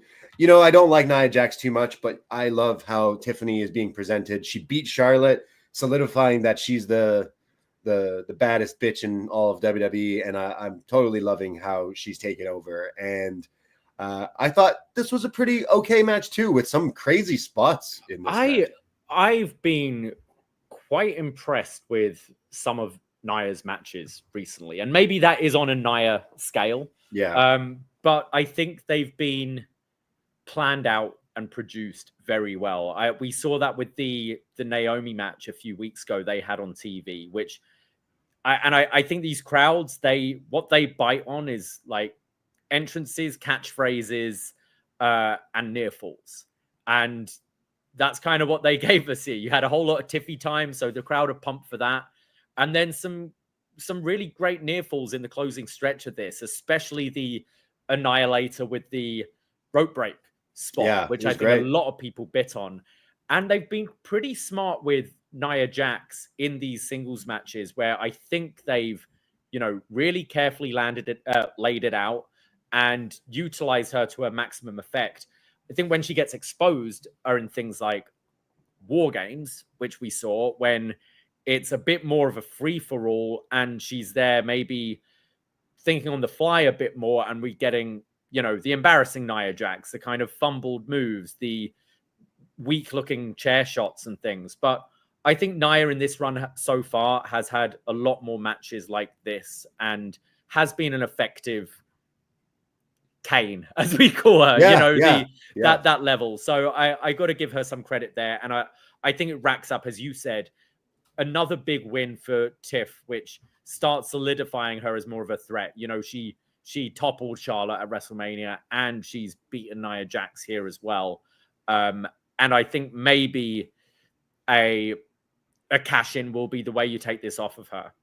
No, I'm loving how she's doing in WWE, and I think she's going to be a multi-time champion when it's definitely all said and done. But loving this run-in to see where she can go. And hopefully we can have some great other big matchups. And I'm not a big Nia fan whatsoever, but you do sometimes need someone in that, like, more of a monster position in your roster. And she definitely delivered, and she ate that chair. Her face exploded. Oh yeah. She was a bloody mess by the end of this, but got to give it to her. It was a pretty fun match, but I'm still interested to see where Tiff goes and some other feuds and stuff. But yeah, that was I forgot while we were talking about men's Money in the Bank, they did announce a qualifying match for next week between Aleister Black, LA Knight, and Shinsuke Nakamura. So perhaps at least Aleister doesn't get pinned in a ladder match. So he might not even get pinned here. Like I see Shinsuke being the pin eater there, but you could have Melo and Miz cost Aleister Black this match, which continues that feud, and then you've got LA Knight,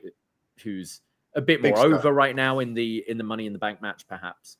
He still seems like he's a big deal every time he comes out. People are still like the catchphrase. He looks the part. Like respect to LA Knight still. Yeah, like time will come one day. considering his title match against Roman was what, 2 years ago? Yeah, he still maintains at this point, star and power. you often see, you failed your world title match and then you kind of drift. He's been a solid like upper mid carder and still gets huge reactions every time. So He needs to stop fighting the bloodline though. He needs to fuck off. He needs to go to Raw. Eventually. He would be someone who would be good with Paul Heyman and Seth Rollins and Braun, but he doesn't need that. He's already so like over, right? Like, but I see the world heavyweight title being more of a realistic option for him, and feuding with a heel Seth, like going on the mic against a Paul Heyman would be pretty good, I think. So there was SmackDown as well. We have Money in the Bank. That's still a ways away too. And the same day is going to be the Worlds Collide show, which WWE has already announced some meet and greets with Vikingo, Pagano, Psycho Clown. They're all getting the bag with WWE. So I imagine those guys will be involved with that's going to be a long day of wrestling. We don't know what we're doing so far with that. We might try to do I don't know. I don't think we all have time in between those shows to do a show, so we'll have to do it maybe the Sunday and talk about the whole day of wrestling. But looking forward to that down the line. And anything else from wrestling this week that you watch before we sign off? I still need to catch up on Dark Side. I'm halfway through the Sheik episode. Oh man, I loved it. I could just say that it's got to be like, I know the Sabu thing with it being history and it's like his last aired interview here, but the episode itself is fantastic. The Sheik has always been like a myth in wrestling, like this big thing in wrestling. Being from Toronto, he helped run this territory down here with Maple Leaf Gardens and everything. And you would hear like my friends' dads all the time talking about this guy. It's such a common thing. And then like meeting other wrestling fans as I get older, it would be the same thing. Like, oh, my dad's dad would watch the Sheik, and like he always comes up in conversations. And I got to give it to Dark Side. I really think this is one of my favorite episodes, full stop. Like the Sabu stuff is like extra weight added and emotional weight added to it just because of the timing. But honestly, fantastic. And the just how the Sheik would ball out. The photo of him, new Halloween idea runner-up is the Sheik and Abdullah the Butcher in their like fancy pimp suits. Is you're the Sheik because you have hair, and I'm Abdullah. I'll just have to put a fork in my forehead. I don't know how it will go down, me walking around in the garb.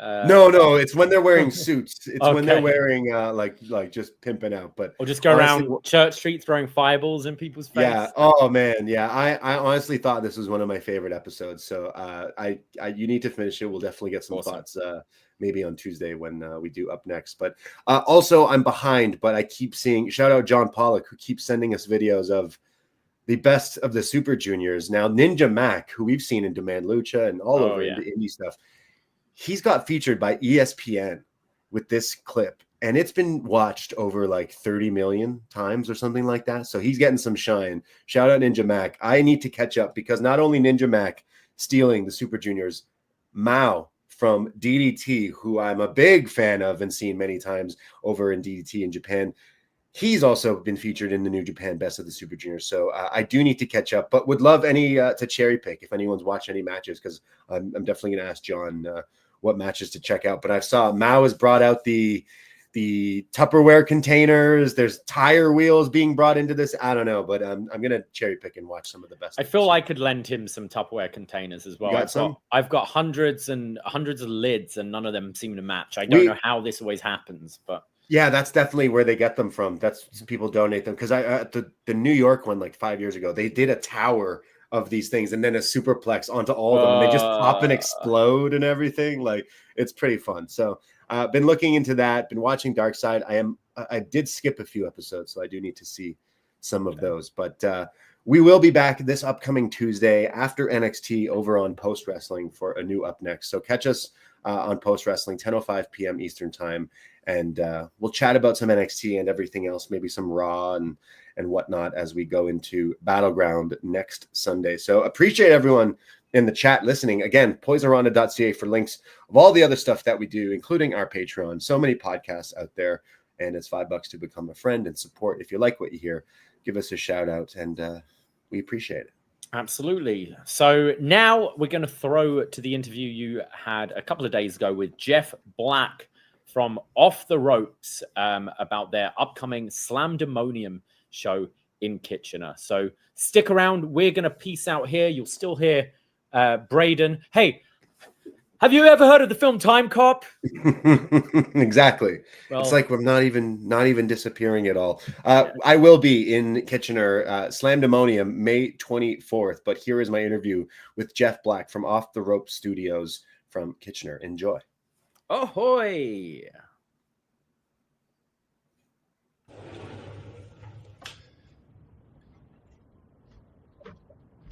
Saturday, May 24th, 2025, at the Kitchener Memorial Auditorium, Slam-Demonium, a fundraiser for KidsAbility, live pro wrestling, and it's going to be a party. And I'm joined by one of the trainers at Off the Ropes Studios and someone who does a lot of pro wrestling. Might not be in my neck of the woods of Toronto here, but in Kitchener, Ontario. I'm joined by Mr. Jeff Black. Jeff, how you doing today? I'm doing all right, man. It's I woke up on the right side of the dirt today, so that's a good day. Excellent. That's always a good day then. I'm super pumped to hear about this. A friend of a friend told me there was some wrestling show going on, and I saw that this was like a fundraiser, and then I kind of dug a little deep into Off the Rope Studios and realized you guys do some awesome stuff. So I thought I'd do some great cross promotion here and share the story a little bit of what Off the Ropes is. So if you could you explain what you guys do?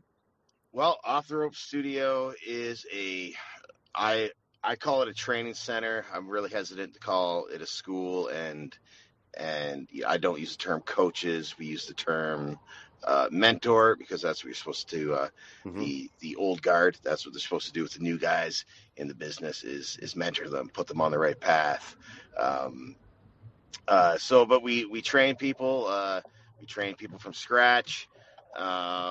We've had a few people come in with prior training, and we just try to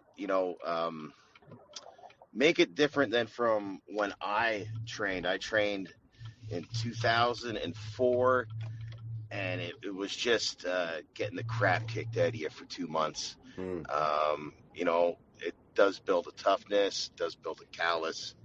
It kind of, it was a test to see if you actually wanted to do this. But we don't do that. We kind of, we take kind of a firm but compassionate route into professional wrestling. Is that something that's like I feel like that's something where you're seeing that a lot in a lot of wrestlers in multiple different interviews, saying like, hey, maybe training is a bit different. You hear so many horror stories through all the decades of wrestling and training, and some bullying almost, and like I don't know, some really harsh circumstances and conditions. Yeah, and it was always under the guise of, well, it's pro wrestling. You want to be a pro wrestler. Yeah. And for however right or wrong it was, I look back at it not with any like ill feelings, or like, if I had that done to me, like that was unfair. They took advantage of me. Maybe it's because at the time I really wanted it, and I had these illusions of grandeur that I was going to be this top star, wrestling star, going worldwide. I wanted it so bad. But times have changed, and just like what you see on television, the wrestling product on television has evolved. Everything has evolved. You look at an independent show where a lot of them have a production value now. And when I started, geez, man, you were in a Legion. Yeah. Lucky to have a sound system, your own sound system, and not just using the Legion sound system that had the I don't even know what they call them anymore. Like the really like really small cables, like coaxial cables or whatever. Okay, wow. Or maybe not coaxial cables, but just like everything was muffled, and it would have been better without a sound system because the sound system was so horrible. To definite production value now, and and guys, or not guys, I should say promotions, kind of seek out those venues that have that LED wall and a good lighting grid, and a stage that they can come out on and stuff like that. So everything has evolved. So why hasn't training evolved? Yeah. Right. Why, and it's the age of, with social media, it's the age of accountability. Back in the day, I could have went on and I was treated this way at Hart Brothers School of Wrestling. Who would believe me? Right. Now it's so instantaneous. There's a standard that accountability. Accountability is the right, definitely the right word, because there's you hear so many stories through the year, and I feel like sometimes you kind of do look the other way, because you said I'll do anything to do this, I'll do anything to do wrestling, and maybe it gets your views get clouded because you're not sure of what am I being taken advantage of or this and that. And I find that when just looking up Off the Rope Studio and your website and your Instagram and stuff, I love that I saw it's like a safe, inclusive environment where you guys are teaching people how to wrestle, and I think that's super cool. Yeah, it was not that I'm 100% right. And everybody's opinions differs, but it was what's wrong with professional wrestling right now, especially the training, and let's train our way and the way we feel we should train, and the way, and just give people respect, because a lot of people are adults in there, and if you're an adult, I'm going to treat you like an adult, right? And I'm not going to I just don't believe in the pain and punishment road, I guess. Yeah, no, absolutely. But you yourself, you've been wrestling in and out for many years? Yeah, first professional match on the streets of Orangeville, nice. September 11th, 2004. Wow. And I've been doing it ever since. Year off, I think, early on, to kind of just reevaluate what I wanted to do in wrestling, and then I decided, hey, I'm going to come back and I'm going to have fun. And once I made up my mind, or once I figured out, hey, I have no chance in making it anywhere, I think once you realize that, because there's thousands of me and only 100 that make a living at it.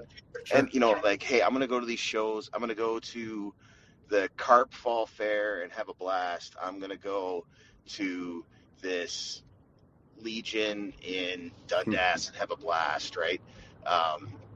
Once I started having fun, I really wanted to do it. Just goddamn, keep on having fun, and with those couple years off with the pandemic, I've been doing it pretty steady. Nice. I love that mentality as well. Same thing with people who want to be actors or musicians, artists in so many different forms. You could really free yourself when you just do something also just because you love it, and no one can tell you any otherwise, right? There's something about that I definitely can appreciate. But you are wrestling, I see, next week at Slam-Demonium. What's your match, and what's going on with that one? I got an open challenge. Okay. It's you can't tell me anything more because it's an open challenge. I don't know who's coming through that curtain, man. I got no say whatsoever what's happening with this show. Wink, wink. And it's an open challenge for the Northern Outlaw Wrestling title that I hold. Okay.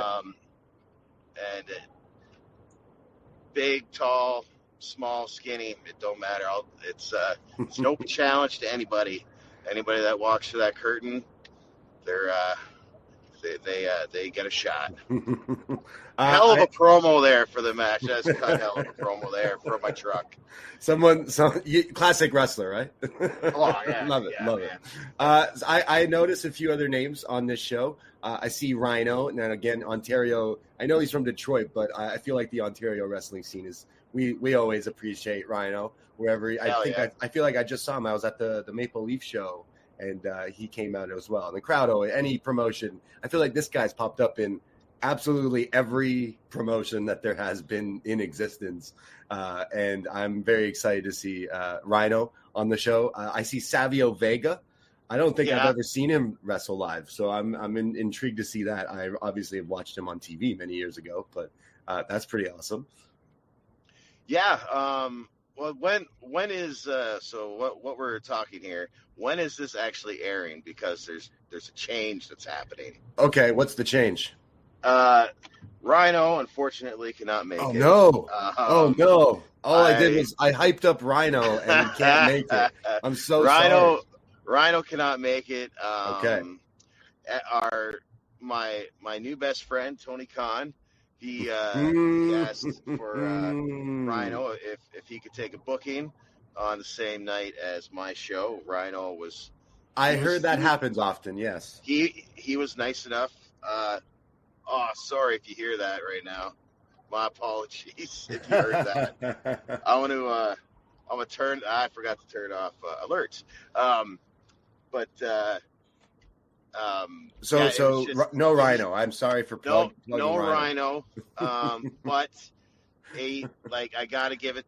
I gotta give it to him. AEW didn't leave me hanging. Okay, cool. They lined up so that Black Machismo, Jay Lethal, is going to be in the house. Okay. I was disappointed, but I was stoked. Rhino, I get it. I completely understand it.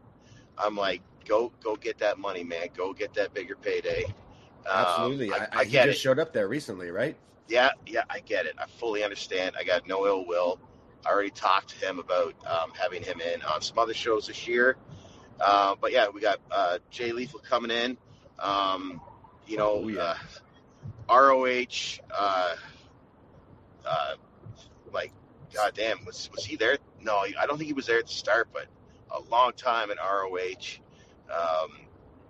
He's still making a living in wrestling. He was a great, I was going to say he was a great wrestler. He is a great wrestler. Oh, of course. Knowledgeable. It'll be awesome having him in the locker room. Having Savio in the locker room. That's another gem. This guy, he was texting me like every day. And I'm like, that's cool. That was cool shit. Me in grade 7 wouldn't have believed that, You're texting Savio? Savio Vega and I are having conversations, man. And, I called him on the phone, just a nice guy. And then just some of the other guys we got, Soul Taker, he's coming in. Some people might know him by his other name, but yes. I know him by Soul Taker. And, I've seen he change his name recently, right? Yeah. And then we got, Jack Vaughn coming in. If you don't know who Jack Vaughn is, he's a personal favorite of mine. We're talking TikTok fame. He's coming in from Cincinnati. He's bringing Aaron Williams up with him, who's also in a lot of his videos. So you're saying I got to check out Jack Vaughn on TikTok? Oh yeah, check it out. He's the veteran Jack Vaughn. He looks like a classic wrestler. Like this guy, he's old school. He's going up against one of the longest tenured students at Off the Ropes, good old Bruce Thunderstein. Okay. I recently saw him wrestle at a Northern Crown show. Is this the guy who does the he's the salesman? He's the shake weight. Oh my God. This is one of my new favorite gimmicks I've seen. I was ranting and raving about it so much. I can't wait. We got, and we have, we got our students if you haven't heard of them, that's okay. They're just starting out. It's of course. Jake Constant, Izzy Dubs, but Bruce is the most traveled guy. He's getting out there. He's getting opportunities. And, I was a big fan the first time. Like, I wrestled him in his first match. Okay. And I was just like, oh, man, like, this guy's got something, right? And he wants it, too. That's the big thing, is that he wants it. And, he's an entertaining son of a bitch. And, just don't fall in his trap, okay? I feel That's all like say. low key, if you're saying so, it's Bruce versus Jack Vaughn. Bruce Thunderstein and Jack Vaughn going up against each other. That's going to be the most interesting match for me, I think, going into this show, because I'm intrigued about this gimmick of the veteran Jack Vaughn, but I've already seen firsthand of Bruce Thunderstein. Again, my newest gimmick going right now, so I'm really thrilled about that one. I do see someone on the card that sparked my attention. The Dynamite Kid Jr. I've seen him wrestle quite a few times, and I'm really excited to see him. Who's he tying up with? He's so I kind of did this show as a way for our students to get opportunities. Of course. I'm working these names. He's taking on a newer guy, Kevin Frayne, the Canadian Nature Boy, because no one's ever done a Nature Boy character ever. But Kevin does it well. He's got the nice boots. He's got the nice tights. I think that is going to be a match where a lot of lumber being thrown around, mixed in with some nice moves. Yeah. And then we got Savio Vega against Mark Wheeler. That's going to be interesting. So that's how Mark described it. He's like 2025, man. It's getting wild. Yeah. And then we got the main event, Tyler Bateman against Daddy Davis. I don't know if you've ever seen Daddy Davis wrestle before. I don't know if I have. But dude, to me, he's the most underrated guy in the province. He can do it all. He's got a good look. And, he even though he can do anything in that ring, he chooses not to. He stays true to his character. Okay. But when the time comes, like, this guy can tear it up. Like, phenomenal conditioning. People don't expect that out of him because he doesn't necessarily give it all the time.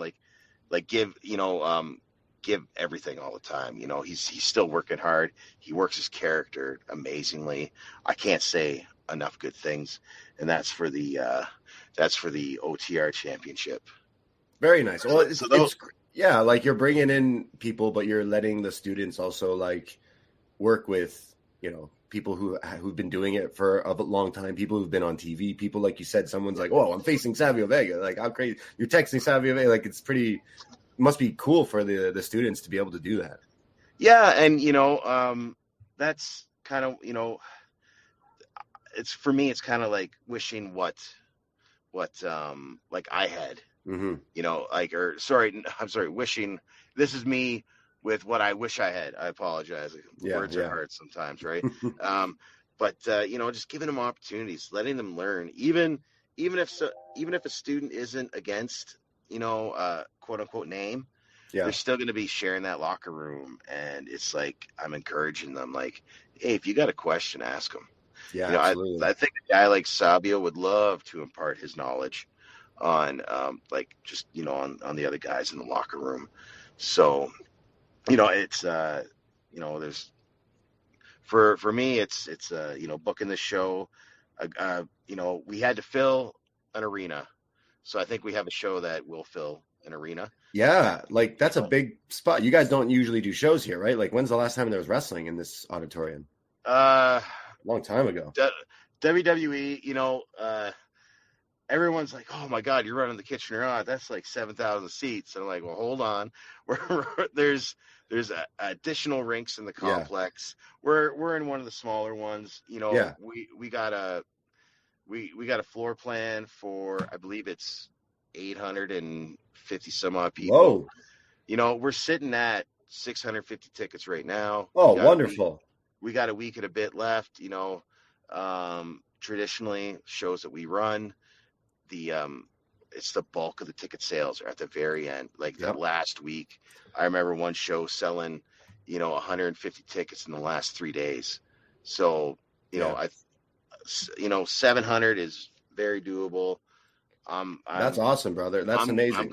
I'm going for 800 and then 100% of the net ticket sales. So we cover the cost of the show.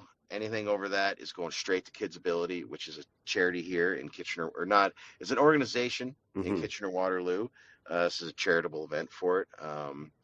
They help families, assist families with children that have mental and physical disabilities through counseling and programs, and even buying equipment. So I'm fingers crossed. I'm hoping we raise anywhere from 9,000 to 10,000 for them off this event. Wonderful. That's really amazing. And it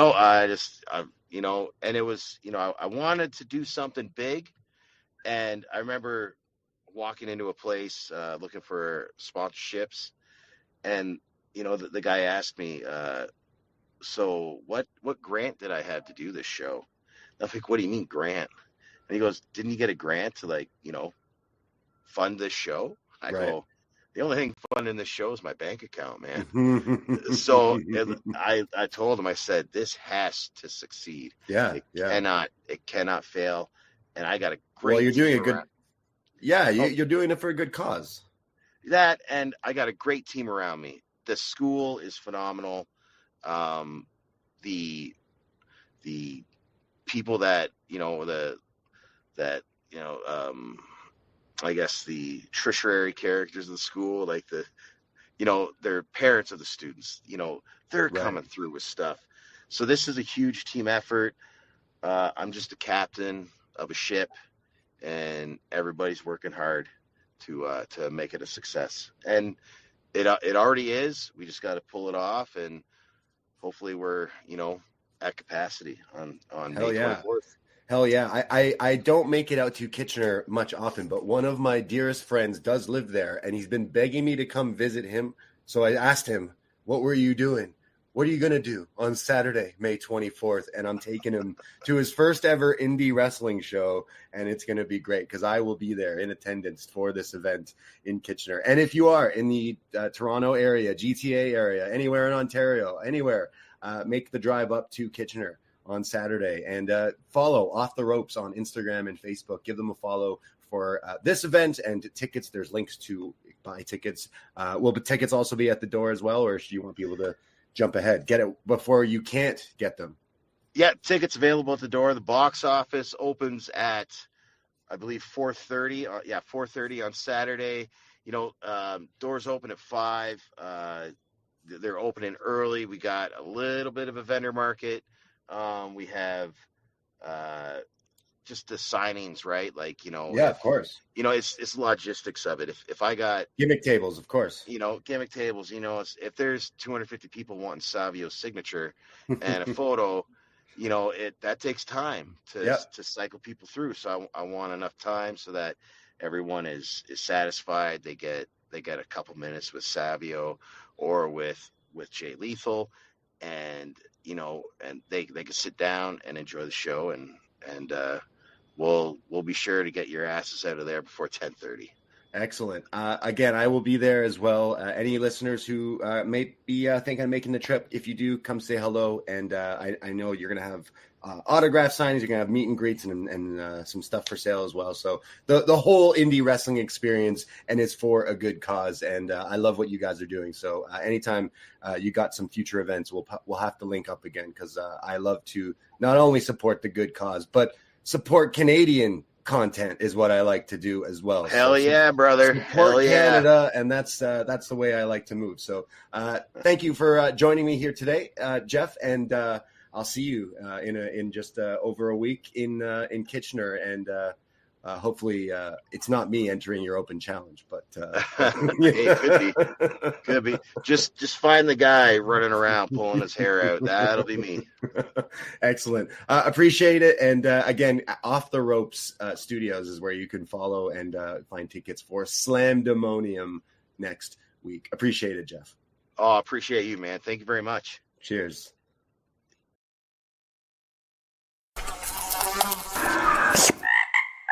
Poisonrana,